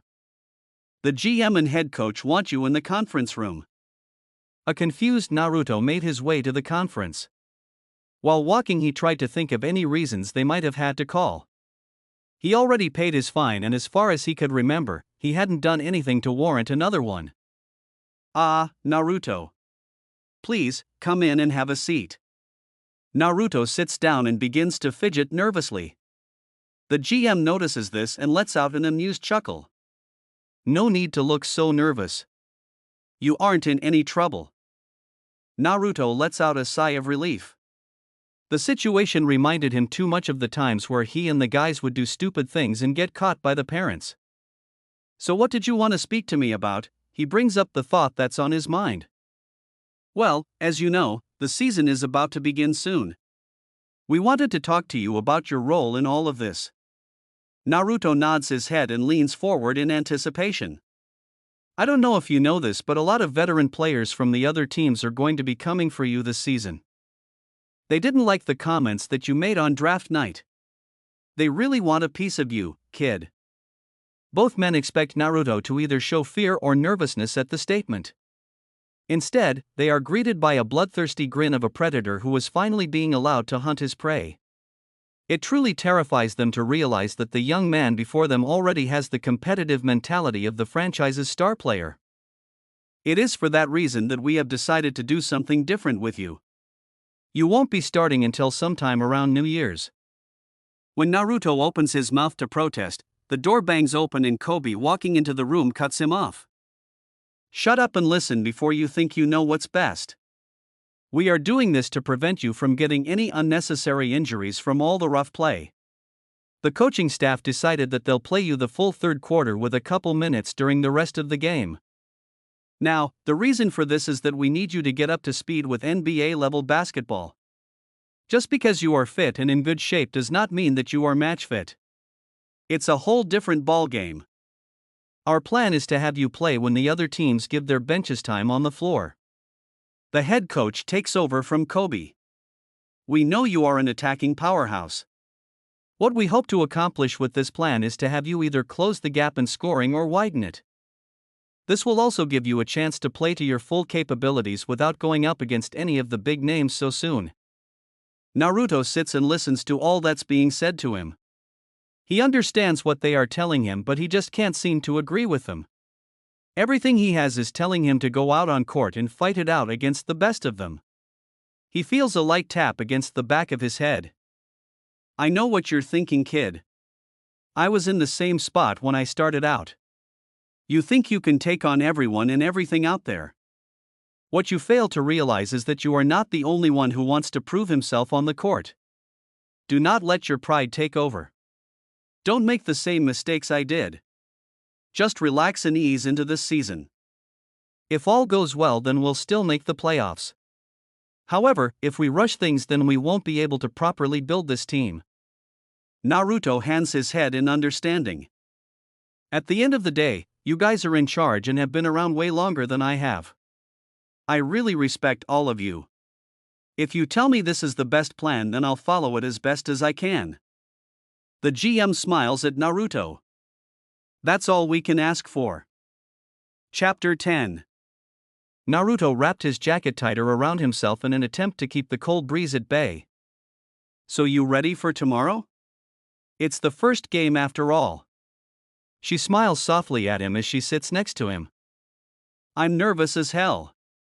Everyone will be there because it's the first game of the season, he replies as he rubs the back of his head, a nervous tic of his that he has never managed to get rid of. You'll be fine, Naruto-kun. It'll be no different from middle school and all the camps you went on. The players will just be better than before. She glances at him out of the corner of her eye before she scoots over and lays her head on his shoulder. Are you going to keep yourself locked away again this year? He sighs at her question. It was one of the few things they constantly fought about. She kept telling him to not hide away his true self on the court, and he kept wanting to keep that side of him locked away. Maybe I'll let him out this season. I'm finally playing against the best players in the world, so there's really no reason at all to keep him locked away. He feels her grace his cheek with a sweet kiss as he continues to gaze at the stars above them. You know what you need, she sits up in excitement, eyes wide with joy and glint of mischievousness that she only ever allows him to see. A special move. Something unique only to you. A basketball move is so difficult that it's never been done before in the NBA. She jumps up and points a finger in his face. Your own signature move. Naruto looks up into the sky and releases a chuckle while thinking back over the past few weeks of training with Lee and Guy. Don't worry about my signature, a vicious grin appears on his face, I finally have it down. He pulls her down so that she's sitting between her legs with her back against his chest. He wraps his arms around her and breathes in her lavender scent. What if I'm not good enough? He allows his insecurities to surface, only ever around her. Then you'll get better. It's just high school basketball, Narukoi. She turns around in his arms to look at him. Her eyes convey all the unsaid things that he needs to hear. You are the best, Narukoi. You'll always be the best. She leans down and kisses him with so much love that he forgets about everything else for that moment in time. Naruto's self-control slips as he allows himself to become lost in the moment. A lone tear is the only indication of his inner turmoil as he gazes at the headstone before him. I miss you, Hinataheim. You know, the rest of the team met up earlier for some stupid team bonding session thing, but no one could get a hold of you. I told them to not worry about it and that I knew exactly where you would be. Glad to know I didn't lie to anyone. Kobe, wearing a tailored suit, walks onto the Staples Center's court to join Naruto. Both men are then surrounded by silence that's only interrupted by the bounce of the ball in Naruto's hands. Got restless. Wanted to come in early to get in a good warm-up. Instead of getting that warm-up, I just ended up bouncing the ball for 2 hours. Both men chuckle at that as both have experienced the same thing more than once. The moment lasts for a few more minutes before the tension between them slowly rises. As soon as you get on the court, they are going to come for you. You will be up against Harden and Beverly. One is one of the best 1v1 in the league at the moment, and the other is a pure lockdown defender. I know, I stole your tapes. The tension is broken as Kobe looks at Naruto in complete shock. You didn't think you were the only one who studied, did you? I would have used my tapes, but yours are specified to players and not just teams. I should have known. Kobe shakes his head. Naruto sits down and leans back on his hands as both men face the stands, each thinking they have been in this situation before. Are you going to be sitting with the coaches? Because if so, then I have a favor to ask. Kobe nods for him to continue but gives no verbal reply. If Harden or Beverly catch fire in the first half, please do your best to get me into the game. You have the whole third quarter to go up against whoever is on the court. Are you really going to push your luck and ask for more? Besides, do you really think you are ready to take on the two of them? Harden is useless on the defensive front, but Beverly is a fighter. He'll fucking beat you down with no remorse. Kobe watches Naruto, looking for any reaction that might come his way. Instead of a reaction, he gets a taste of what Naruto has been trying to keep locked up inside him. He catches a glimpse of Naruto's eyes and lets out a laugh. Kid, you are more like me than you'll ever realize. Kobe keeps laughing while Naruto looks on in confusion. That look in your eyes is the exact same one I used to get back in the day. I admit that I hardly get it nowadays because all my biggest rivals are gone or we are all just past our prime. It was the best feeling in the world. Again, both men allow the silence around them to take over. Neither will admit that more is being spoken without the use of words, the two of them so alike that none are needed.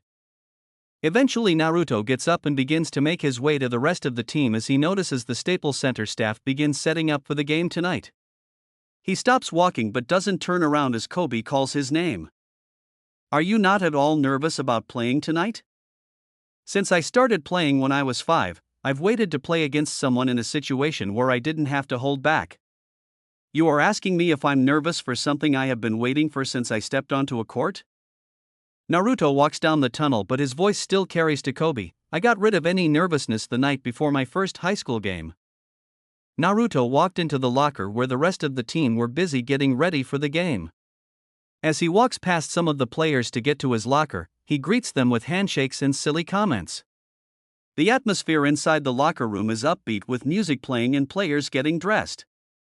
He stands in front of a locker that has a Lakers top hanging from with a big number 9 on the back. Naruto stares at the namikaze that is printed above the 9. Everything else around him becomes a blur as his sight is fixed solely on the jersey before him. While the rest of the team are busy enjoying themselves, the air around Naruto becomes incredibly tense. Slowly the players around him began to take notice of the change in him. Unbeknownst to anyone in the room at that moment, most of the players in the room unconsciously started to see him as the alpha of the current team. Just the intensity of his gaze alone was enough to show all of them how much he wanted to go out and win. Naruto becomes aware of others around him when a flash goes off. He glances at Steve Nash, who has a camera in his hands and has a sheepish look on his face. Sorry. You just had the most intense look on your face. I had to capture it on film. Naruto gives him a nod of the head before facing the locker again and changing into his gear. He opens his Lakers gym bag and pulls out the new wristbands that Himawari made for him with the help of Rin and Shizune. He reached under his seat and pulled out the shoe given to him by Adidas. The official name for it was Crazy Explosive Solar Red. It was a shoe exclusively made for him. The coach walks in and goes over the game plan with everyone. Naruto was surprised to find out that Kyle was also sitting on a bench with him. Surely he would have been someone they needed on the court. An NBA official then makes his way into the room to inform everyone that it's time to take to the court. The team went down and out the tunnel to a roaring crowd. Naruto spots his family and friends in the stands. He waves at that and blows Himawari a kiss. When both teams are done with the warm-ups, the starting members take the court for the tip-off. Naruto sits on one of the seats as the game begins. The Lakers were starting off the game by scoring at the hoop closest to the Rockets bench. As the match progresses, Naruto doesn't take note of his leg that begins to bounce as he becomes more frustrated with how the match is going. Harden is destroying the outside defense with his quickness and getting the ball to the other Houston players. That's not even taking into account the shots he's taking when he has even a little bit of space. Beverly was roughing up the guards when they tried to run the lane. The Lakers' outside shots just weren't landing, and it didn't seem like anyone on the court was willing to take a risk to spark a comeback. On top of that, every time a big play was made by the Rockets, they would taunt Naruto, who still hadn't stepped onto the court yet. The crowd, noticing what was happening, started to get behind putting Naruto in the game by chanting his name. However, the coaches stuck with the decision to keep him on the bench. Everything finally came to boiling point halfway through the second quarter with the score at 47-28 to the Rockets. Naruto, who became eerily calm, watched as Beverly stripped the ball off of Steve Nash before running down court for a dunk. As he lands, he walks over to Naruto while making the talking gesture with his hand and pointing at him. Naruto stands up to meet him and the crowd's noise level reaches fervor as players from both teams step between Naruto and Beverly. The officials eventually get things under control and give Beverly a technical for taunting the opponents too much. Namikaze. Naruto snaps his head towards the coach. Take your suit off. You're subbing in. Many of the people hearing this look at Naruto expecting to see a smile on his face. The expression on his face is anything but a smile. His jaw is tense with rage and the look of his eyes is so intense that they belong to that of an animal. He rips his tracksuit off and walks towards the announcer's table but is stopped as someone grabs his wrist. Go get him, kid. Naruto doesn't turn to face him but Kobe knows that what he said was heard. Naruto waits for the buzzer to indicate he can step off the court. Steve walks off while tapping Naruto on the shoulder. Naruto walks on the court to the roar of the crowd, adrenaline pumping through his veins. Tusan, Kazan, one day I will stand down on that basketball court and everyone will know that I am the best. I have no doubt that you will, Sochi. If that is really what you want to accomplish, then your mother and I will help you in any way we can. We will be right there supporting you every step of the way. Watch me. He whispers as he gazes towards the ceiling. Due to the technical, the Lakers were to take 2 free throws. Naruto stood in their half of the court while this was happening. He was ignoring all the players standing around him as he kept his eyes closed to center himself. On the outside he appeared to be calm, even relaxed. Inside, however, Naruto was experiencing an excitement he hadn't felt in years. He opens his eyes to see Harden catch the inbound and dribble the ball up court. Naruto calmly walks towards him and meets him beyond the three-point line before getting into a forward defensive stance. Harden started dribbling the ball faster to see if Naruto would bite, but Naruto didn't move an inch. Harden sees the lane open up and drives past Naruto, who doesn't move to stop him. As he jumps in the air to lay up the ball, Naruto slams it against the backboard before bringing it down to his body as he lands back on the floor. Without hesitation he races down the court in a full sprint. As Beverly steps up to meet him past half-court, Naruto crossovers to the left, then quickly back to the right as he blasts past a stumbling Patrick Beverly. However, the slight pause in his sprint allows a defender to catch up to him and reach for the ball. Naruto quickly brings it behind his back, into his left hand, and sends an underarm pass to Kyle Korver in the left-hand corner. Naruto turns back around as soon as he sees the ball in Kyle's hands and doesn't even look as the ball is sung for a 3. The crowd roars its approval and the display is put on by Naruto. The team, picking up on the excitement of the crowd, becomes more lively on defense, forcing the Rockets to rush a shot.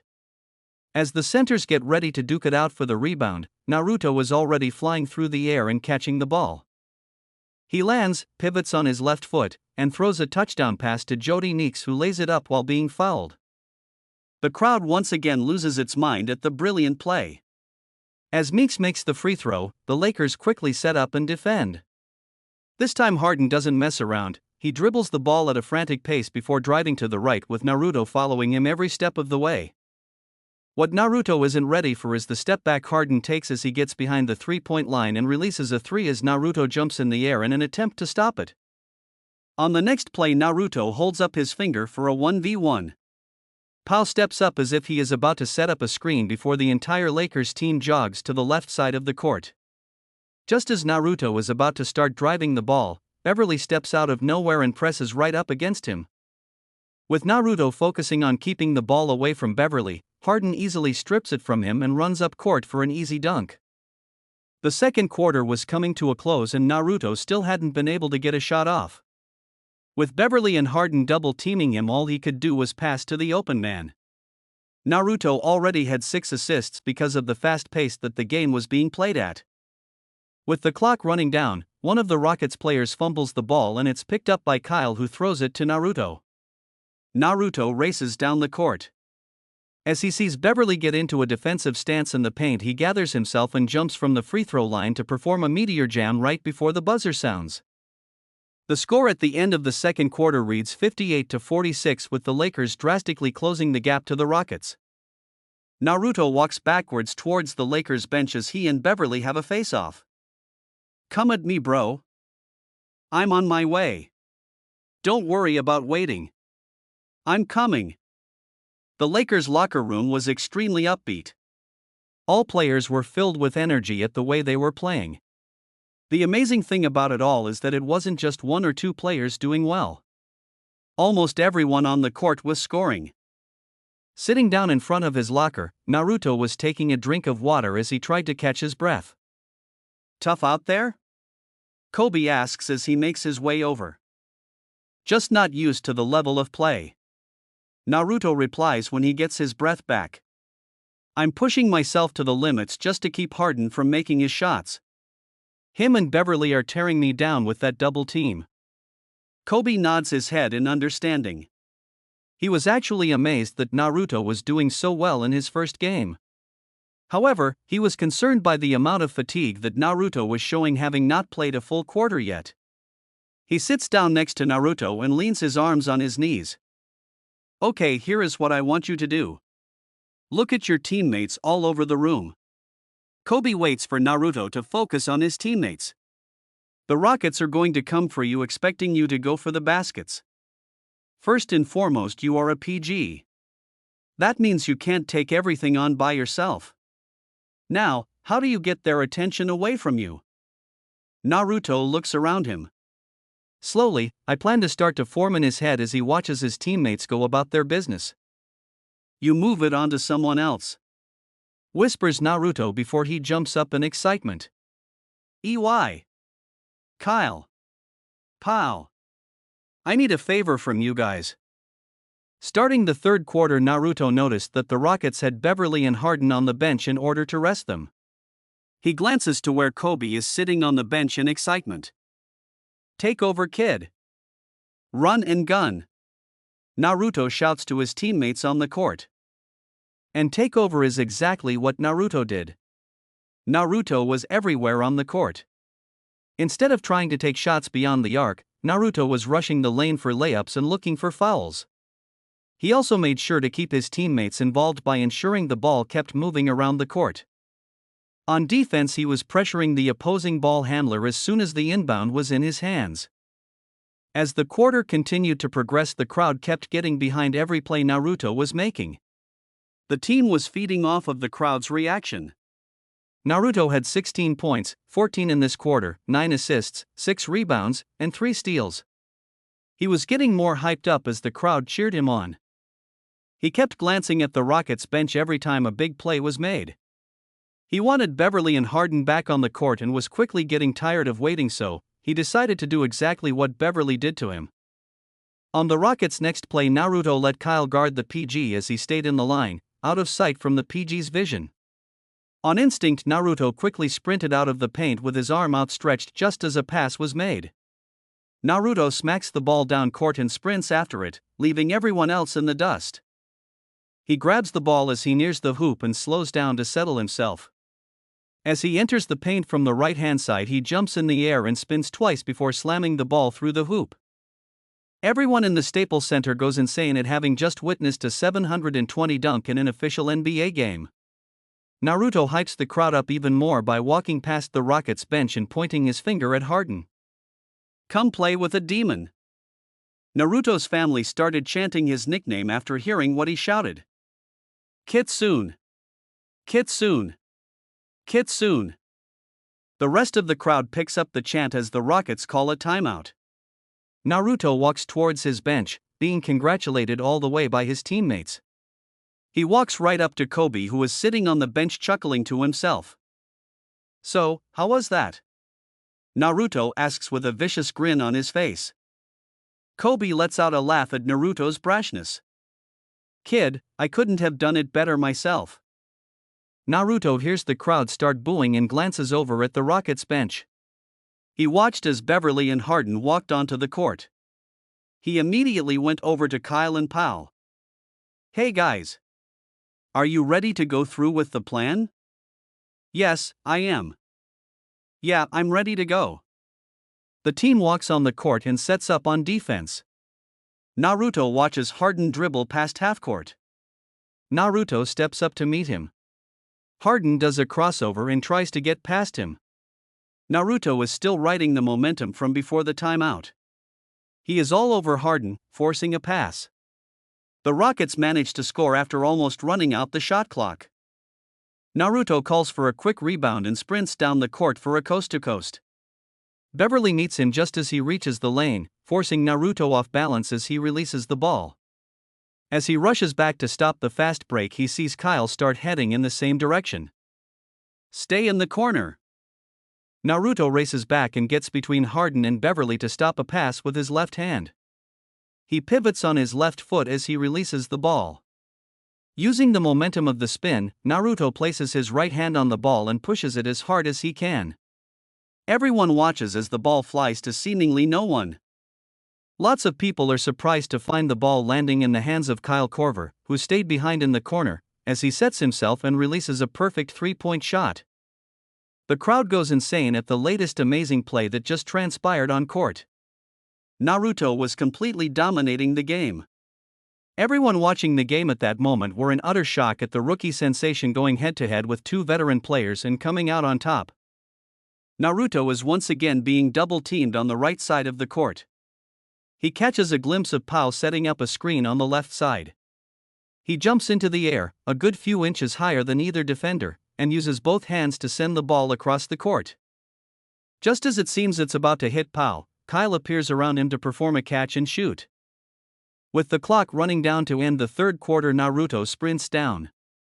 As Beverly steps in front of him, Naruto turns around and performs a post-up. He looks ahead and sees Kyle running towards him, so he casually throws the ball right into his hands. Kyle releases the ball just as the buzzer.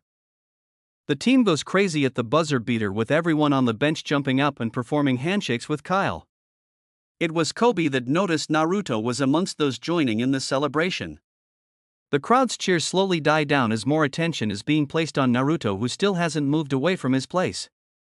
Kobe walks on court and steps up to Naruto. It's as he gets a good look at Naruto that he takes note of the amount of sweat pouring off of him and the heavy breaths that are being taken. "Kid, you okay?" Kobe asks in concern. Naruto lets out a chuckle but otherwise doesn't move a step from his position. He struggles with trying to regain his breath. "I'm scared that if I try to take a step I'll end up falling. I don't think I can make it off the court on my own." Just as it seems that Naruto is about to tip over, a figure appears and catches him while throwing Naruto's right arm over his shoulder. Naruto glances down and is surprised to see Patrick Beverly being the one to hold him up. "You played a good game out there, bro. I know now you are the real deal. I look forward to our next match. We have to settle this score." Kobe rushes over to Naruto's other side. Both men help Naruto over to the Lakers bench. Once Naruto is with his team, Beverly heads back to his own. Kobe calls for the medics to set up in the med bay as he helps Naruto down the tunnel. At the end of the third quarter, the Lakers were leading with a score of 79-73. Naruto ended his debut game with 23 points, 12 assists, 7 rebounds, and 4 steals. Chapter 11. Quickly. Get him onto the bed. Kobe places Naruto on the table and steps back to give the team doctor space to work. Naruto was still struggling to catch his breath. You could practically see the muscles in his legs twitching. His body is incredibly dehydrated. "I'm going to hook up an IV to him and fill it with nutrients. That should help him." Just as the doctor was about to stick the needle into Naruto's arm, a commotion outside the door. Kobe makes his way to investigate, and it's only his quick reflexes that manage to keep him from getting slammed by the door being open with great force. "If you even think of touching my godson without my express permission, I'll make sure your family has to prepare for a funeral in the coming days." In walked a blonde woman wearing a green lab coat. She had a sweet smile on her face that just screamed dangerously. Kobe instantly felt very nervous around her. Following after her was a fairly tall man with gravity-defying gray hair. Kobe takes note of the eye patch covering his left eye. He had his nose hidden in an orange book and his posture just screamed laziness. However, Kobe easily recognized that the laziness was all just an act. The man before him was just as, if not more, dangerous than the blonde woman. Without any preamble, the blonde woman walks next to Naruto's bed and drives her fist hard into his stomach. All occupants in the room, besides the lazy man, were shocked by her actions. Naruto regains consciousness, struggling to regain the breath he worked so hard to fill his tired lungs. Tsunade-bachan, what was that for? The now identified Tsunade doesn't even acknowledge him as she takes off Naruto's top and starts massaging his muscles. After a while, she reaches into her coat and pulls out white pads before placing them all over Naruto's body, mostly on the twitching muscles. Naruto eventually passes out again while being worked upon. As she continues to work on Naruto, she starts addressing the man who hasn't stopped looking at the orange book. You were right again, Kakashi. I can't believe I didn't catch on to this years ago. We should have seen it all earlier, but we ignored the signs cause he didn't say anything. Don't blame yourself, Tsunade. The now known Kakashi replies. I only started noticing what was happening during the Summer League. I take full responsibility for this. Since I trained for years, I should have seen this coming a long time ago. The other occupants in the room were confused by what was being said. Kobe, who was never one to back down, decided to voice this to the two speakers. Excuse me. I'm Kobe Bryant Dash. Don't care. You say something? A teammate of Naruto's? Kobe questions unsurely after receiving those two responses. He shakes his head and begins again. Can you please tell us what exactly is wrong with Naruto and if the team should be concerned by this? Tsunade, who goes back to working on Naruto, ignores his question. It is Kakashi that eventually closes his book and turns his lone eye towards the other occupants in the room. What surprised them all was the intense look that his gaze held. Kobe knew instantly where Naruto got some of his competitiveness from. Since Naruto told his parents that he would be the best basketball player ever, I have been his personal trainer. I was there with him from the beginning. I worked that boy to the bone every chance I got. The part that amazed me the most? He never once told me to lay off him. If you knew his mom, you would know that his drive and stubbornness runs in the family. He wasn't happy playing against those close to his age, so his mother eventually forced me to take him to games with kids a good few years older than him. Now, I want to make one thing very clear to all of you right now. I did not help Naruto when it came to working with a basketball. I helped him with the physical side of things. His father gave him tapes of all the best players at the time and he would study them religiously. Kakashi sighs and relaxes his posture as he leans against the wall. I bet you are all expecting me to tell you that he won every game he played against those older kids. The absolute truth is the exact opposite. He lost. A lot, practically all the time. He refused to play against younger kids and he was unable to keep up with the older ones. Can any of you tell me what he did once he realized this? Most of them shook their heads in the negative, all in awe and captured by what is being told. He pushed himself past his limits. Kobe answered. He refused to go back, so he made himself go forward. I can see why he respects you so much. Kakashi acknowledges Kobe. It was the single most amazing thing I have ever witnessed. This little child, no older than 8, 9, or 10, worked day in and day out to catch up to those above him. No one could stop him even if they wanted to. And with his parents supporting him through it all just gave him the indication that what he was doing was the right thing. You have to understand, Naruto cannot be included in that special room allocated to prodigies or those who are considered gifted. The door keeping apart the extraordinary players from the normal players stood before him just like it would stand in front of most. It was his sheer stubbornness and determination that allowed him to rip those doors off their hinges. Kakashi. Tsunade's voice bellows through the room.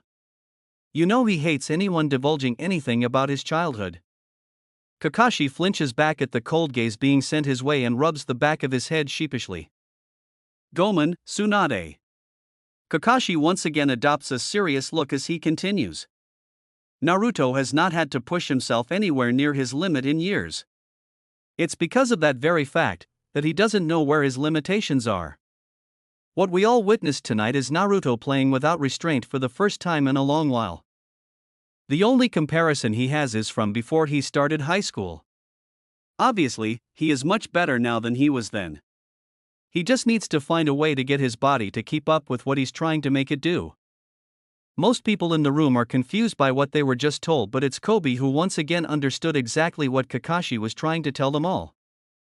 This won't be the last time this happens, will it?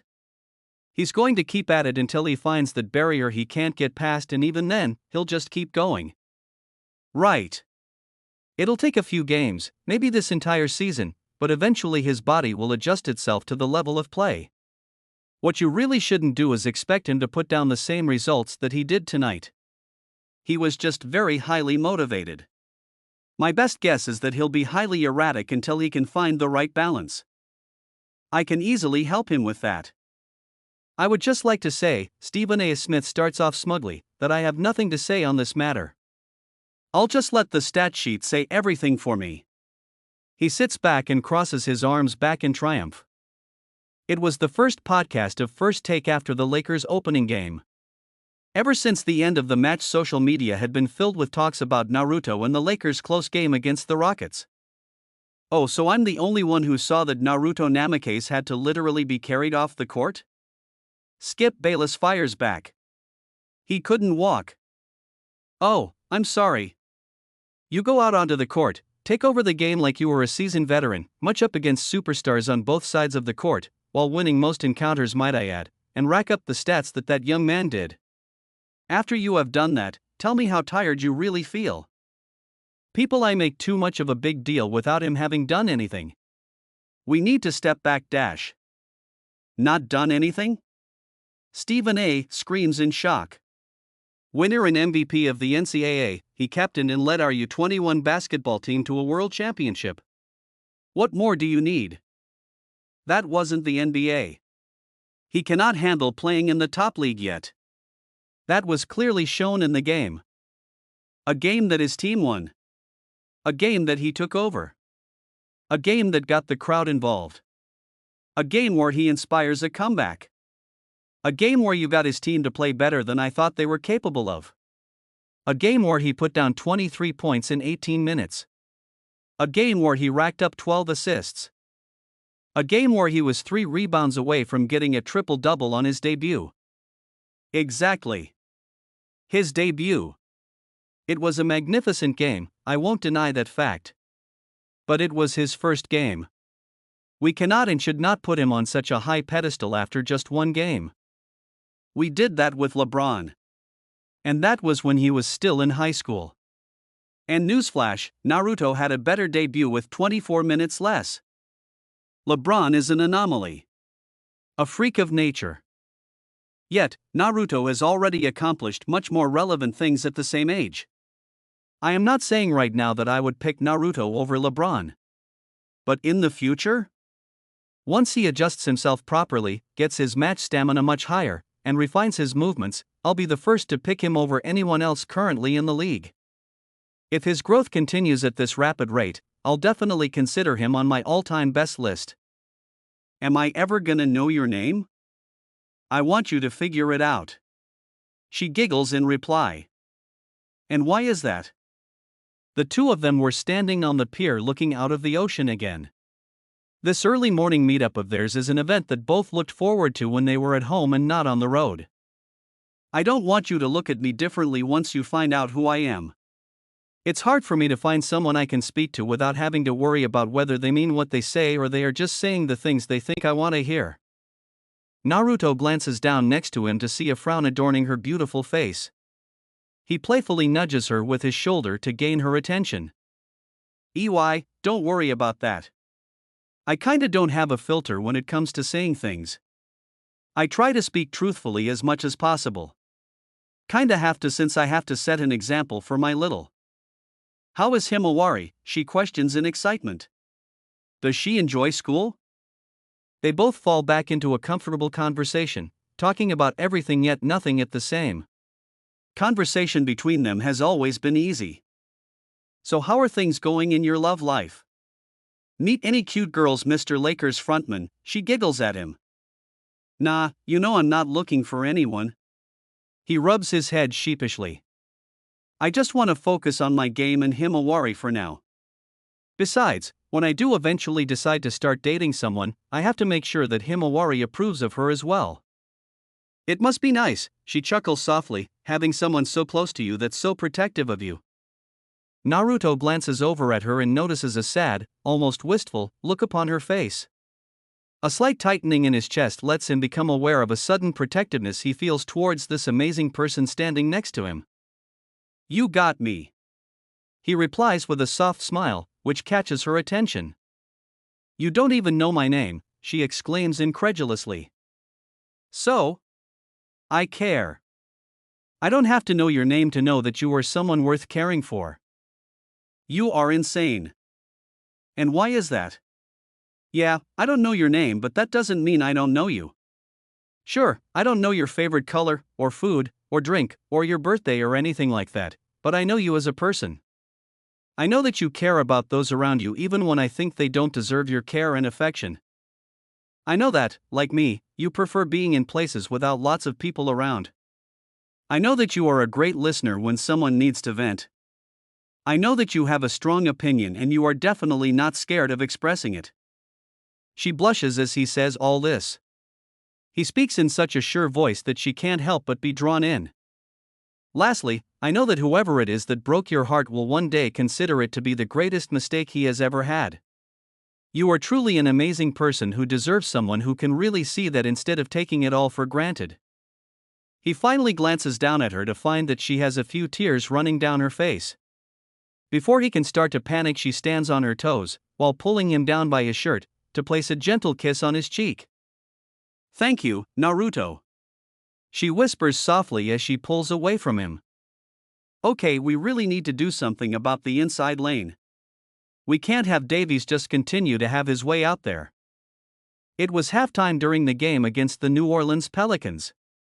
Over the last few games, the Lakers have managed to keep their record to 3-3, only losing to the Warriors, Spurs, and Mavericks. Naruto had to sit out the 2 matches against the Warriors and Spurs due to fatigue from his debut. The match against Mavericks didn't go nearly as well as the team hoped, even though Naruto managed to help close the gap in the third quarter. The coaches decided to strictly stick to the third quarter rule that they planned for Naruto. Now, against the Pelicans, they were suffering due to Anthony Davies and Ryan Adams dominating the paint. Naruto was in the corner of the locker room going through his warm-up routine. He could feel the excitement bubble up inside. He couldn't stop his body from twitching at the smallest of things, becoming hyper-aware of everything around him. As he listened to the coach go through the plan on the whiteboard, a frown appeared on his face. He didn't understand why the coach wanted them to do that. It just didn't make sense. Coach? Naruto finally calls out to gain attention. I don't think that plan will help us much. Well, the rookie, what do you suppose we do? The coach asked in an irritated voice. Naruto remembered what Kobe told him during his first game and looked around at all his teammates in the room. Slowly but surely a plan started to form in his head. It was quite risky, but his gut was telling him that it was just crazy enough to work. What if we sacrifice defense for offense?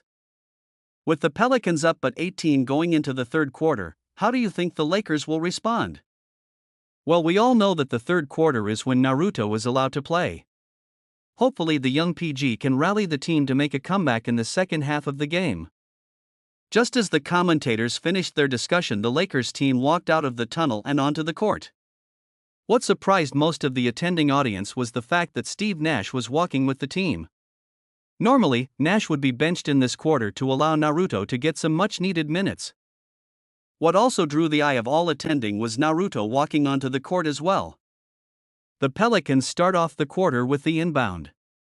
Due to the game plan Naruto came up with, he had to leave the opposing PG and instead focus on keeping the SF in check.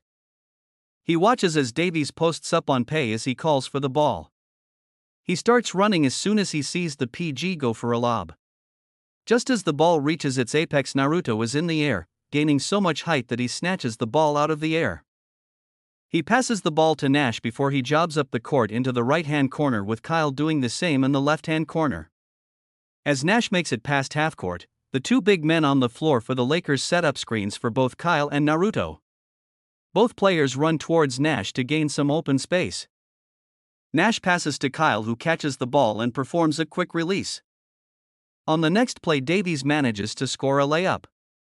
Pao, knowing what Naruto wants him to do, quickly gets the ball and inbounds it to Naruto, who is already past half court.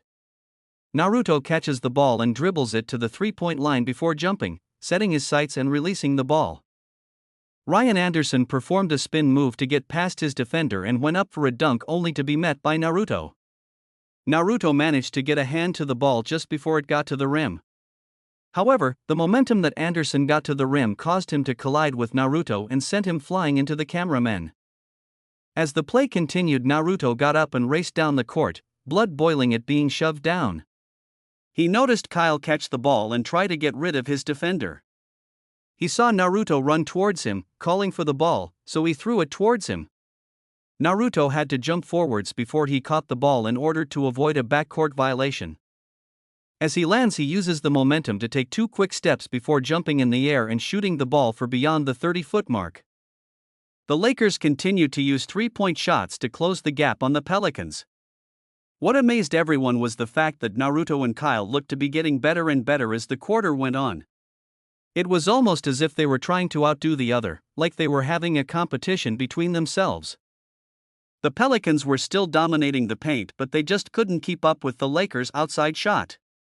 On top of that, they weren't being fouled when they went for the basket, as the Lakers' big men almost gave them free room. With the quarter coming to an end, Naruto raced down the court with the ball before shooting off the dribble and holding the pose as he landed. As the ball swished into the net, Naruto turned around and got down on one knee as he made the motions of shooting a bow and arrow.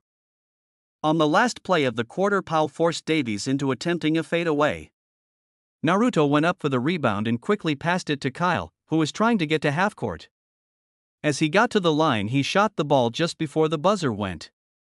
The crowd went wild as the ball rattled the rim as it went in. The team rushed Naruto and Kyle to celebrate the amazing quarter they just had. Naruto finished with 6 threes, and because of that buzzer beater, Kyle managed to shoot down 7, winning the unspoken battle between them.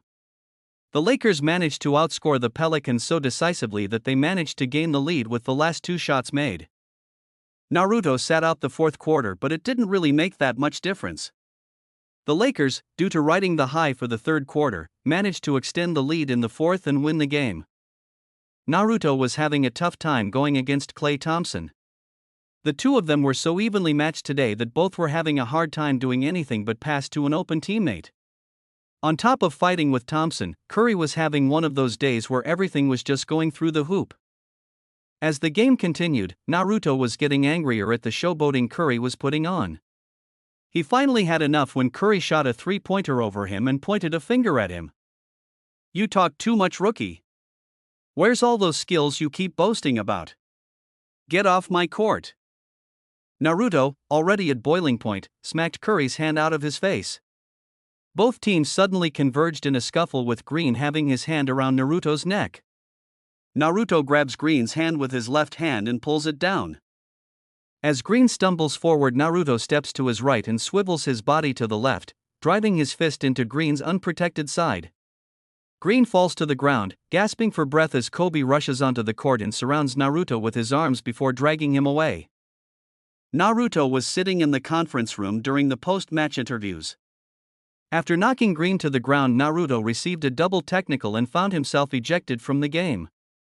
The media before him were trying to make him out to be the villain, which wasn't working too well. "Naruto, do you think it was right punching Green the way you did?" Naruto gave the reporter a look of pure confusion. I'm sorry, but I don't fully understand what you are asking me. Are you perhaps asking if I regret punching the guy who had his hand wrapped around my throat?" At the reporter's reluctant nod, Naruto sets a warm smile on his face. "Oh, well, in that case it was absolutely the right decision to make. I mean, from my point of view, it was all in self-defense. I'm not even mad about the suspension. I'll no doubt be given for my actions. Violence isn't condoned in the NBA, and I'm fully behind that. However, there's no way I'm not going to defend myself if I'm being attacked. That's pure stupidity." "Naruto, how do you feel knowing that you being ejected may have cost the Lakers a win today?" "Well, obviously I don't feel good about it at all. I take full blame for my actions today. I would like to apologize to my team, coaching staff, and to the Lakers franchise at large for today. What about the accusations that you might have cracked Green's ribs? Do you not think that you went overboard? Naruto lets out a bellow of a laugh that causes some of the media members to become enraged at his blatant disrespect. If it's an apology you are looking for, then you will be sorely disappointed to know that you won't find one from me. I'm sorry for how my actions have affected my team. That does not mean that I am sorry for what I did. And you can tell Green this: if he ever puts his hands on me like that again, my fist will connect with his face instead of his ribs. Naruto Namikaze is a thug. He should not be allowed to play in an NBA game. He should be banned. He attacked an opponent. The blasphemy that comes out of your mouth, Skip Bayless. It was self-defense. And you know what? I commend Naruto for what he did. If a brother must come up to me in the street and do that, you can be damn sure I'm not just going to stand there and take it. Stephen A., you can't seriously tell me you condone his actions. He purposefully injured an opponent. Like Naruto said in the post-match interview, it was self-defense. You know, I'm kinda glad you punched him. I don't like seeing you hurt. Hee, yeah, well, you might be the only person that's happy about it. My manager/best friend is pissed at me. Kobe says he understands what I did, but he's not too thrilled that I didn't just walk away. The irony of that is astounding. Naruto replies as he rolls his eyes. They stand shoulder to shoulder, once again on their pier early in the morning. Naruto needed to get away and vent for a bit. He was lucky that he caught her this morning as she said that she had to leave for another state for a couple of weeks for work. Oh, I never did ask, what exactly do you do for a living? He glances at her curiously. You know, she lets out a giggle that Naruto thinks is adorable. I'm really surprised that you still don't know my name. I'm kinda in a lot of magazines and on a lot of social media. Yeah, well, to be honest, I let my friends and daughter deal with all of that stuff. I've never been a big fan of all of that. I hardly know a lot of celebrities unless they are really famous. Why? Are you some celebrity? If what you say about your daughter is true, then she'll most definitely recognize me. Well, then I'll just have to ask her. They fall back into a comfortable silence as she lays her head on his shoulder. Both enjoy the closeness and ability to just be in the presence of someone they truly care about. Naruto walks into the gym and sees Kobe doing some light stretches. He puts his gym bag down and walks over. Are you sure you are ready to start practicing again? I really don't want to be the reason for your recovery going backwards. Kobe rolls his eyes before getting up and picking up a ball. He walks to the free throw line and lines up a shot. Since you are suspended, you can help me get back into the swing of things. We aren't going to be doing anything strenuous, just going through the motions. This will help me get my edge back and help you refine your style of play. We are going to work on some post-up moves since you practically never use them. Why post-up moves? I can already shoot the ball quite well from mid-range and beyond the arc. Yeah, I know. But most of those are high-risk shots. You need to become more efficient. Right now you are just wasting possessions and stamina. Besides, this will give you a wider moveset to work with. Instead of the flashy plays, it'll be better to score consistently and continue to put points on the board. The flashy moves are pointless if they don't win us the game. Naruto nods his head in agreement before running up and down the court to warm his body up. Somehow, he just knew that this was going to be punishment for getting suspended. Chapter 12. Oh my god. What happened to your face? She screamed out, seeing Naruto's face full of bruises. She reaches her hand out to lightly run a finger over his cheek but quickly pulls it back when he winces in pain. This is part of my punishment for getting suspended. My managers gave certain friends of ours free rein to beat the crap out of me. He grumbles as he sits down on a nearby bench. Just as she's about to sit down next to him, she gets the fright of her life when a really big fox comes trotting down the pier to sit at Naruto's feet. Naruto shakes his head and begins scratching the fox behind his ear. Kurama, you know Himeheim doesn't like it when you sneak out of the house. The fox responds by wagging his tail and lying down next to the bench to take a nap. Okay, why is there a giant fox following you around? Oh, this is Kurama. He's part of the family, really. I have a close family friend that worked on him just after he was born to make him grow to live as long as a human would. The jump in size is just a side effect of that. Conversation between the two of them flows easily between subjects as they catch up on what they missed in the past few days. Oh, I thought of something that might help you. She gives him a curious look that tells him to go on. Well, I think that the reason why you still feel hurt and things over that guy is because you have no way of releasing what you feel. Talking is fine and everything, but sometimes you just need something more. What do you use to let go of everything then? I play ball. I leave everything on the court. You might not know this, but I am a very hot-headed person. I use basketball to get rid of any anger or frustration that I might have. So all we have to do is find something you enjoy doing and then work that into everything. She sat in silence, contemplating what she actually enjoyed doing and wondering how it might help her. Well, I love singing. That's great, he exclaims with excitement. So write a song. Put everything that you are feeling into words and write them down. Once that's done, you can put music to the words you wrote. What if? She looks down shyly, afraid of making eye contact with him. What if you don't like it? Me? Why would my opinion matter? Naruto questions her in confusion. Has anyone ever told you that you can be really slow sometimes? She questions back with a giggle. Yeah, all the time. He answers seriously. He smiles a genuine smile once he hears the laugh that erupts out of her. I like hearing that. Hearing what? You laugh like that. So carefree, without anything to worry about. She ducks her head to hide the blush on her face. He sees it but decides to rather let it go for the moment. So tell me why my opinion matters so much. 'Cause I care about you, you big doofus. I don't want what I write down in the song to hurt you in any way. I don't want to lose you in any way. Her voice trails off towards the end. He looks at her and can easily see the vulnerability she tries so hard to hide. Look here.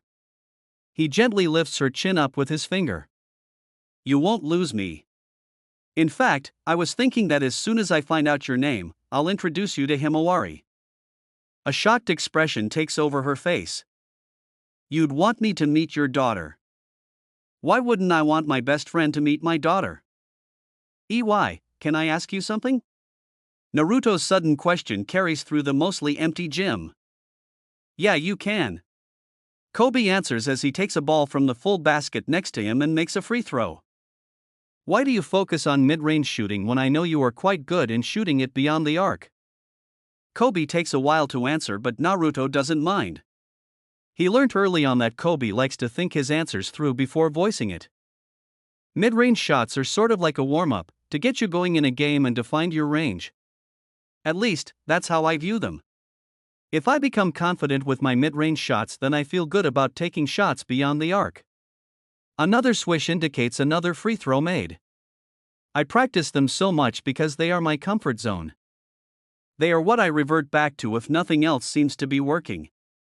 What about layups and dunks and things like that? Naruto questions again as he makes his way to the middle of the court and starts going through his routine dribble with the ball. I'm confident in them as well. The thing is, I don't like using just one type of shot. It makes it easier for the defender to handle you and shut you down. Mid-range shots are unique because there's so much space from where to shoot them from. Plus, they give you the option of going to the basket, stepping behind the arc, or just shooting the ball from where you are. For me, the worst type of person to defend is someone that can score from anywhere on the court. So that's what I tried so hard to become. Even if I wasn't catching fire, the other team always had to keep an eye on me because there was nowhere on the court that I wasn't a threat. The two men continue the routines in silence. Naruto's suspension was almost over and Kobe was getting stronger by the day. In fact, Naruto was amazed at just how good Kobe Bryant really was. He made it look so effortless when he was in a game, but it was here, in the safety provided by closed doors, that Naruto was able to witness just how much work was put into perfecting his game over the years. Naruto noticed something else. Something that excited him more than almost anything else he felt before. It was the competitiveness shown by Kobe. For so long Naruto thought he would never find someone who took basketball as seriously as him, but how wrong he was. Everything they did turned into a competition. Even though he was just a rookie and Kobe was past his prime, the two of them weren't scared to lay it all out on the court. What excited and frustrated Naruto was the fact that he barely won any of the competitions the two held. He would only barely manage to come out on top in three-point shots. Everything else, though, Kobe utterly dominated. "Why do you do it?" Naruto asked as they both sat down on the chairs next to the court. "Why keep doing this even though you have proven yourself to be one of the best?" Kobe leans back into his chair and allows a wistful smile to fall onto his face. Even though he might never admit this to anyone, he sees a lot of himself in Naruto. The drive to prove his worth and become the best was the exact one he had when he was younger. He took Naruto under his wing to provide the help he felt he never had in the same position. "In the beginning I was just a kid fresh out of high with big dreams about being the best and proving everyone wrong. I was so young that my parents had to sign a contract for me. I grew up in Europe, so coming here to America, with all its racial stereotypes, instantly made me an outsider since I hardly encountered that in Europe. Basketball was the only thing I had to prove I belonged. After a while, it became the thing that allowed me to stand above everyone else." Kobe shakes his head as if to clear away some of his memories and leans his elbows onto his knees. "I won't sugarcoat anything. Some people might take offense to what I'm about to say, but I have a feeling that you will understand me perfectly. When I started out, I wanted nothing more than to be the best. I wanted it so badly that I pushed away my teammates and everyone willing to help me. I didn't get along with Shaq, even though the two of us could have gone on to be one of the greatest duos ever. I was fixated on being the alpha, the guy everyone turned to. Now, at my age, I'm content to be considered as a top 10, maybe even top 5. I don't want that for you. You coming into the league against LeBron can be compared to me coming into the league against Jordan. The difference is that you have a shot at beating him while he's still in his prime, so that you won't just have comparisons to look at. I'm not content with being one ring away from him. I want to be on even footing with him. It's selfish, I know, but I wouldn't be where I am today without that mentality of wanting more. Don't settle, kid. You don't want to have any regrets. I know how you are feeling about all this, and I probably understand you better than anyone. Play as best as you can every match, beat any and everyone who steps in your way, and when LeBron and his generation retire, knock down anyone who attempts to take your spot. I'll give you the tools to be better than everyone who came before you. It's up to you to make sure you stay better than anyone who comes after you. You know, if the Lakers can keep their record the way it is, they have a really good shot at reaching the playoffs this year." Stephen A. Skip Bayless, your thoughts? "We are too early into the season to be praising the young man the way we are." Skip starts things off. "Yes, he is doing exceptionally well, but it cannot last. He will tire out eventually, and then what? Who will the Lakers have to turn to? They are putting all their hopes on the shoulders on a rookie who can't even play a full half yet. My advice? Thank the season and get a high draft pick. I think a lot of people are forgetting something very important. Excuse me, not something but someone, Kobe Black Mamba Bryant. You can't tell me you believe that he will make that much of a difference. Oh, and why not? They will have some amazing firepower with players that can score wherever and whenever. Add on to that, the Lakers will have one of the best, if not, the best lockdown defenders this league has ever seen, with their rookies shaping up to be just as good. Plus, they finally have someone to replace Steve Nash when it comes to moving the ball around the court. To me, if the Lakers can gel properly, there is no reason why they won't be able to win the entire thing next year. You are delusional. A team cannot and should not place itself on the shoulders of someone that can only play one quarter. It's absurd.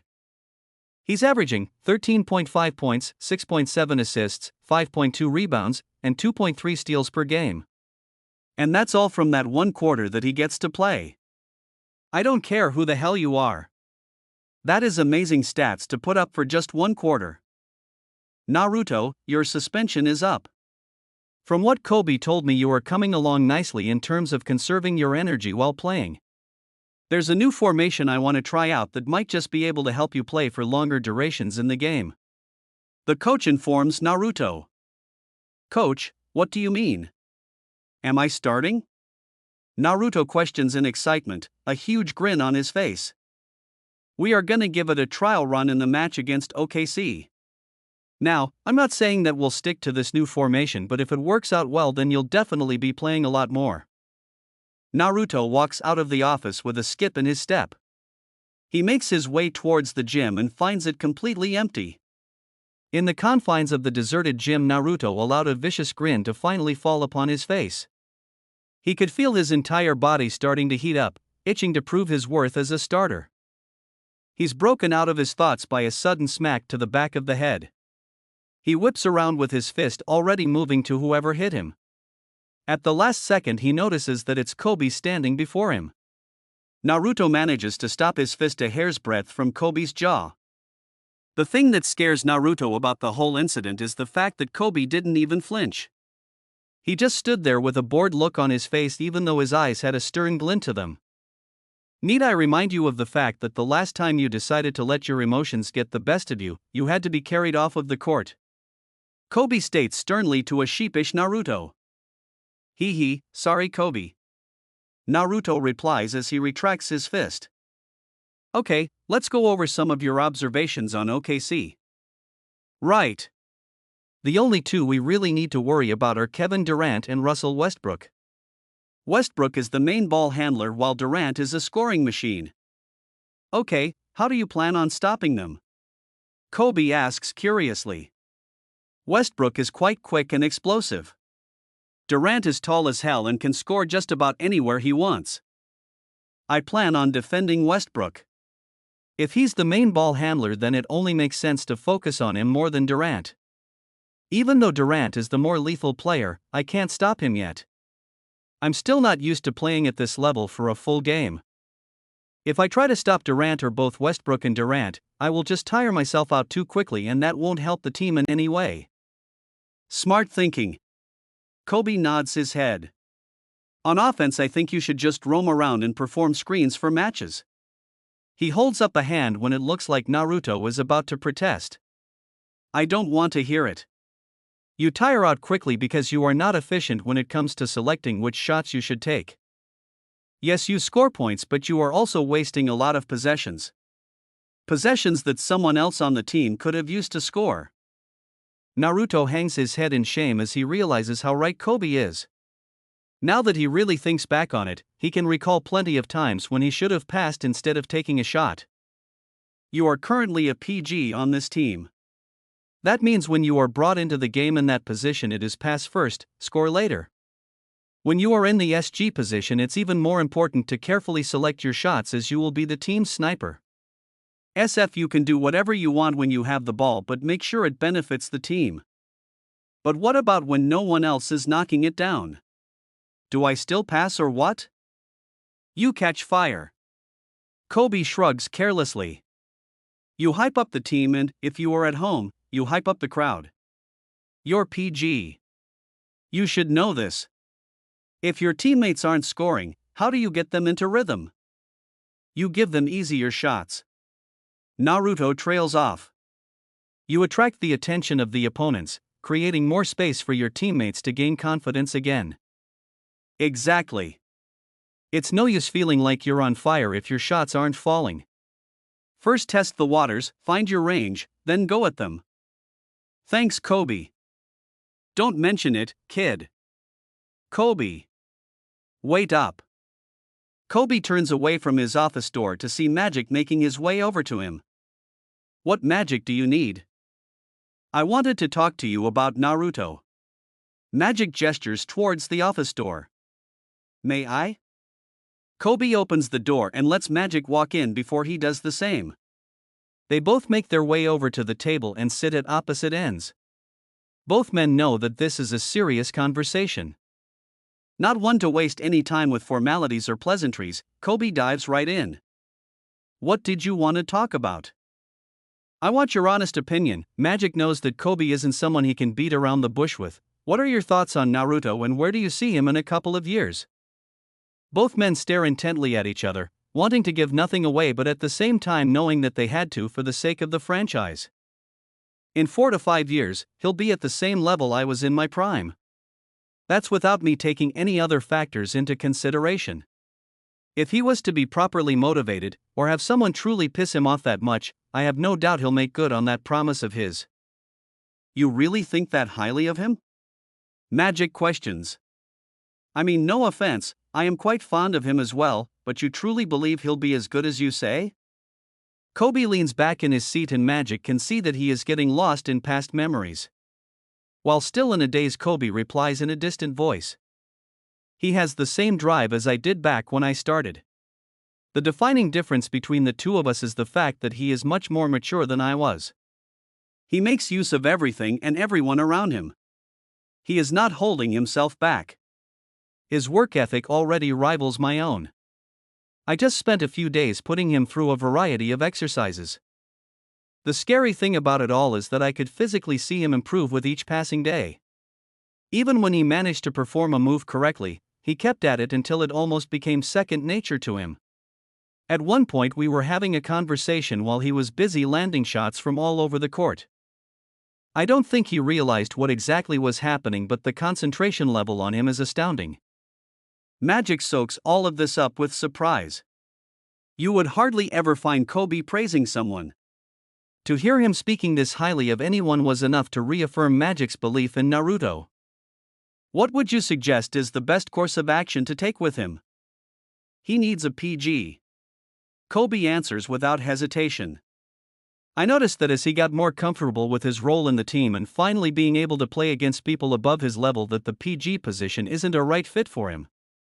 Granted, he can still play it better than most, he will become much better suited to the SG or SF position.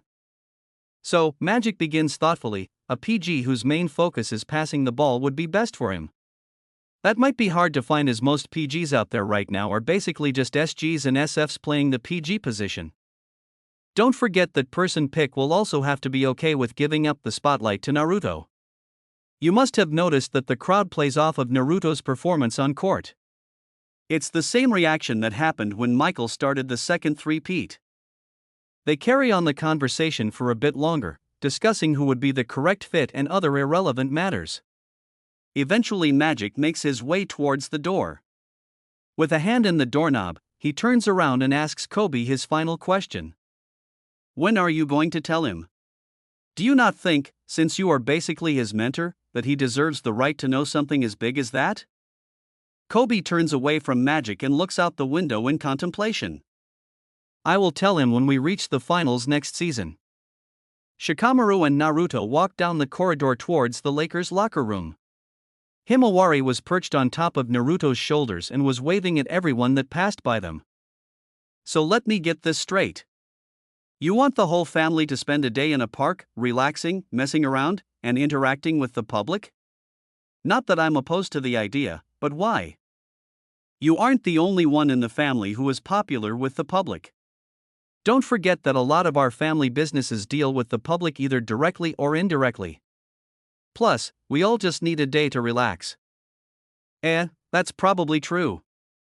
Naruto swings Himawari off his shoulders and hands her over to Shikamaru. I noticed that Sasuke is becoming more grumpy. Sakura must be keeping him up with all the weird pregnancy cravings. Shika takes a hold of Himawari's hand and begins walking down the tunnel into the stands. Just make sure you put on a good showing tonight. Always. Naruto answers with a grin. Naruto crouched down in anticipation of the tip-off. He was standing off to the side in the spot a SG would normally stand. He was surprised to find himself on the starting lineup ahead of Kyle, but he was going to complain. Okay, so I played SG before but not at this level. Any advice? Naruto questions. Yeah, because you are a rookie, they aren't going to put their best defender on you. For the first few minutes just go through the motions. Don't draw attention to yourself. If they make a substitution and a bench player comes on to defend you, then go straight for the basket. The defender won't have a red on you yet, so you should get past him easily. Kobe answers as Naruto tightens his laces. And shooting from beyond the arc? Shouldn't that be my main focus? Absolutely not. You don't want to draw attention to yourself so quickly. Plus, if your shots don't land, there is a good chance of you becoming frustrated. Frustration leads to mistakes. Exactly. Naruto looked over at Russell Westbrook and Kevin Durant. Durant looked like his normal self. His posture was relaxed as he waited for the game to begin. For some reason, this irritated Naruto. It was almost as if he didn't view the Lakers as a threat. However, Durant was not the player that Naruto's gaze kept going back to. Even though most of the film he watched and notes he read told him to put most of his attention on Durant, his gaze kept going back to Russell Westbrook. It wasn't as if Westbrook was even looking at him. No, his gaze was on the ball in the ref's hands. The intensity of the gaze, however, was what captured Naruto's attention. Naruto often got told that when he played all out, with nothing holding him back, his gaze reminded people of a predator stalking its prey. Absolute focus. So much so that it unnerved anyone who happened to look into his eyes. For the first time in his life, Naruto understood what all those people meant. He could feel a drop of sweat roll down his back. Even though Westbrook was standing still in a crouched position, not drawing anything to draw attention to himself, the amount of pressure he was releasing was so much that Naruto just knew this was going to be a tough game. The game finally began when Pao won the tip-off. Nash dribbles the ball up court while Naruto jogged to the corner. He kept an eye on Westbrook, that uncomfortable feeling from earlier not fading away at all. If anything, it increased drastically when compared to before the game. Pao steps up and creates a screen for Naruto. Naruto gets into open space and raises his hands to catch the ball already on its way. Just before it reaches him, Westbrook jumps in the way for an interception and races down the court. Naruto chases after him but is unable to make it in time. Naruto inbounds the ball and once again jogs up court. The game wasn't off to a good start, but he wasn't going to let that affect him. He quickly cuts right into open space and receives the ball before bouncing it into the hands of Pao, who makes a layup. Nothing else of interest happens in the first quarter except both teams scoring quite a bit, with Westbrook being involved in almost all of the Thunder's points. The more Naruto kept an eye on Westbrook, the more frustrated he became. For some unknown reason, Westbrook's style of play was rubbing Naruto the wrong way. Naruto got taken out of the game towards the end of the quarter to rest up. With the Lakers losing their most energetic player, the Thunder take the chance to begin widening the lead. Sitting on the bench allows him to better study Westbrook. While Durant is scoring most of the Thunder's points, it's Westbrook that keeps attracting Naruto's attention and ire. Halfway through the second quarter, the Thunder bench Westbrook and Durant, causing Naruto to jump up. "Coach! Sub me in while they are out?" Naruto exclaims. The coach opens his mouth to say no, but then catches the looks in Naruto's eyes. The look is filled with anger. The very air around Naruto feels so violent that the rest of the people around them started paying attention. "Okay, you and Kyle will sub in," the coach says with some hesitation in his voice. Naruto jerks his head in acknowledgement before taking off his tracksuit and walking onto the court with a purpose. He had with him his favorite teammates to play alongside, Kyle and Pao. Kyle inbounds the ball to Naruto, who surprises everyone by exploding towards the basket in a dead sprint. The defenders, unable to react in time, fly by as he jumps in the air and slams the ball through the hoop with a violent authority. As he lands, he faces the Thunder's bench and locks gazes with Westbrook. Both men unyielding in their silent confrontation as Naruto casually jobs backwards to set up on defense. As the quarter continued to wind down, he could feel himself falling back into that state of mind he fell into when he trained with Akashi. His concentration level was increasing with every passing second that ticked by. The sound of the crowd surrounding him was slowly fading away. Naruto drives to the right of the defender, marking him, making sure to keep the ball out of reach. Using his left foot, he spins back around, leading the defender right into the screen set up by Pao, and takes a step back three just as the buzzer sounds. Naruto doesn't celebrate with the rest of the team. He hurriedly makes his way into the locker room and covers his head with a towel. His frustration and irritation levels at an all-time high for reasons he still cannot explain. It's because you two have a similar playing style and mentality. Naruto snaps his head up at the sound of Kobe's voice. That dominating style of play that Westbrook uses is almost identical to your own. While he is more direct to the basket and you are more streetball, both of you want to utterly crush your opponent. What you are feeling right now is the desire to stake your claim and superiority over someone who was quite a good rival for you. Naruto hangs his head back down to think over what Kobe just told him. It made sense now.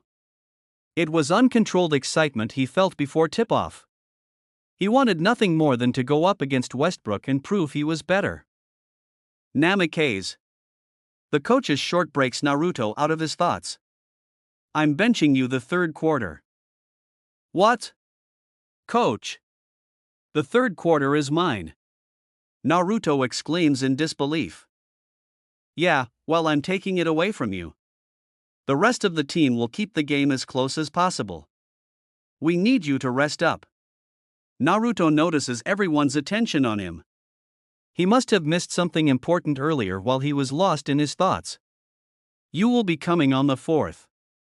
Your job is to go out there and win us this game. Can you handle that? That's it, guys, for this reading. I hope you liked it, and I thank you for your continued support. Please like and subscribe for a free ticket to the different worlds of anime fanfiction. I look forward to having you on board again.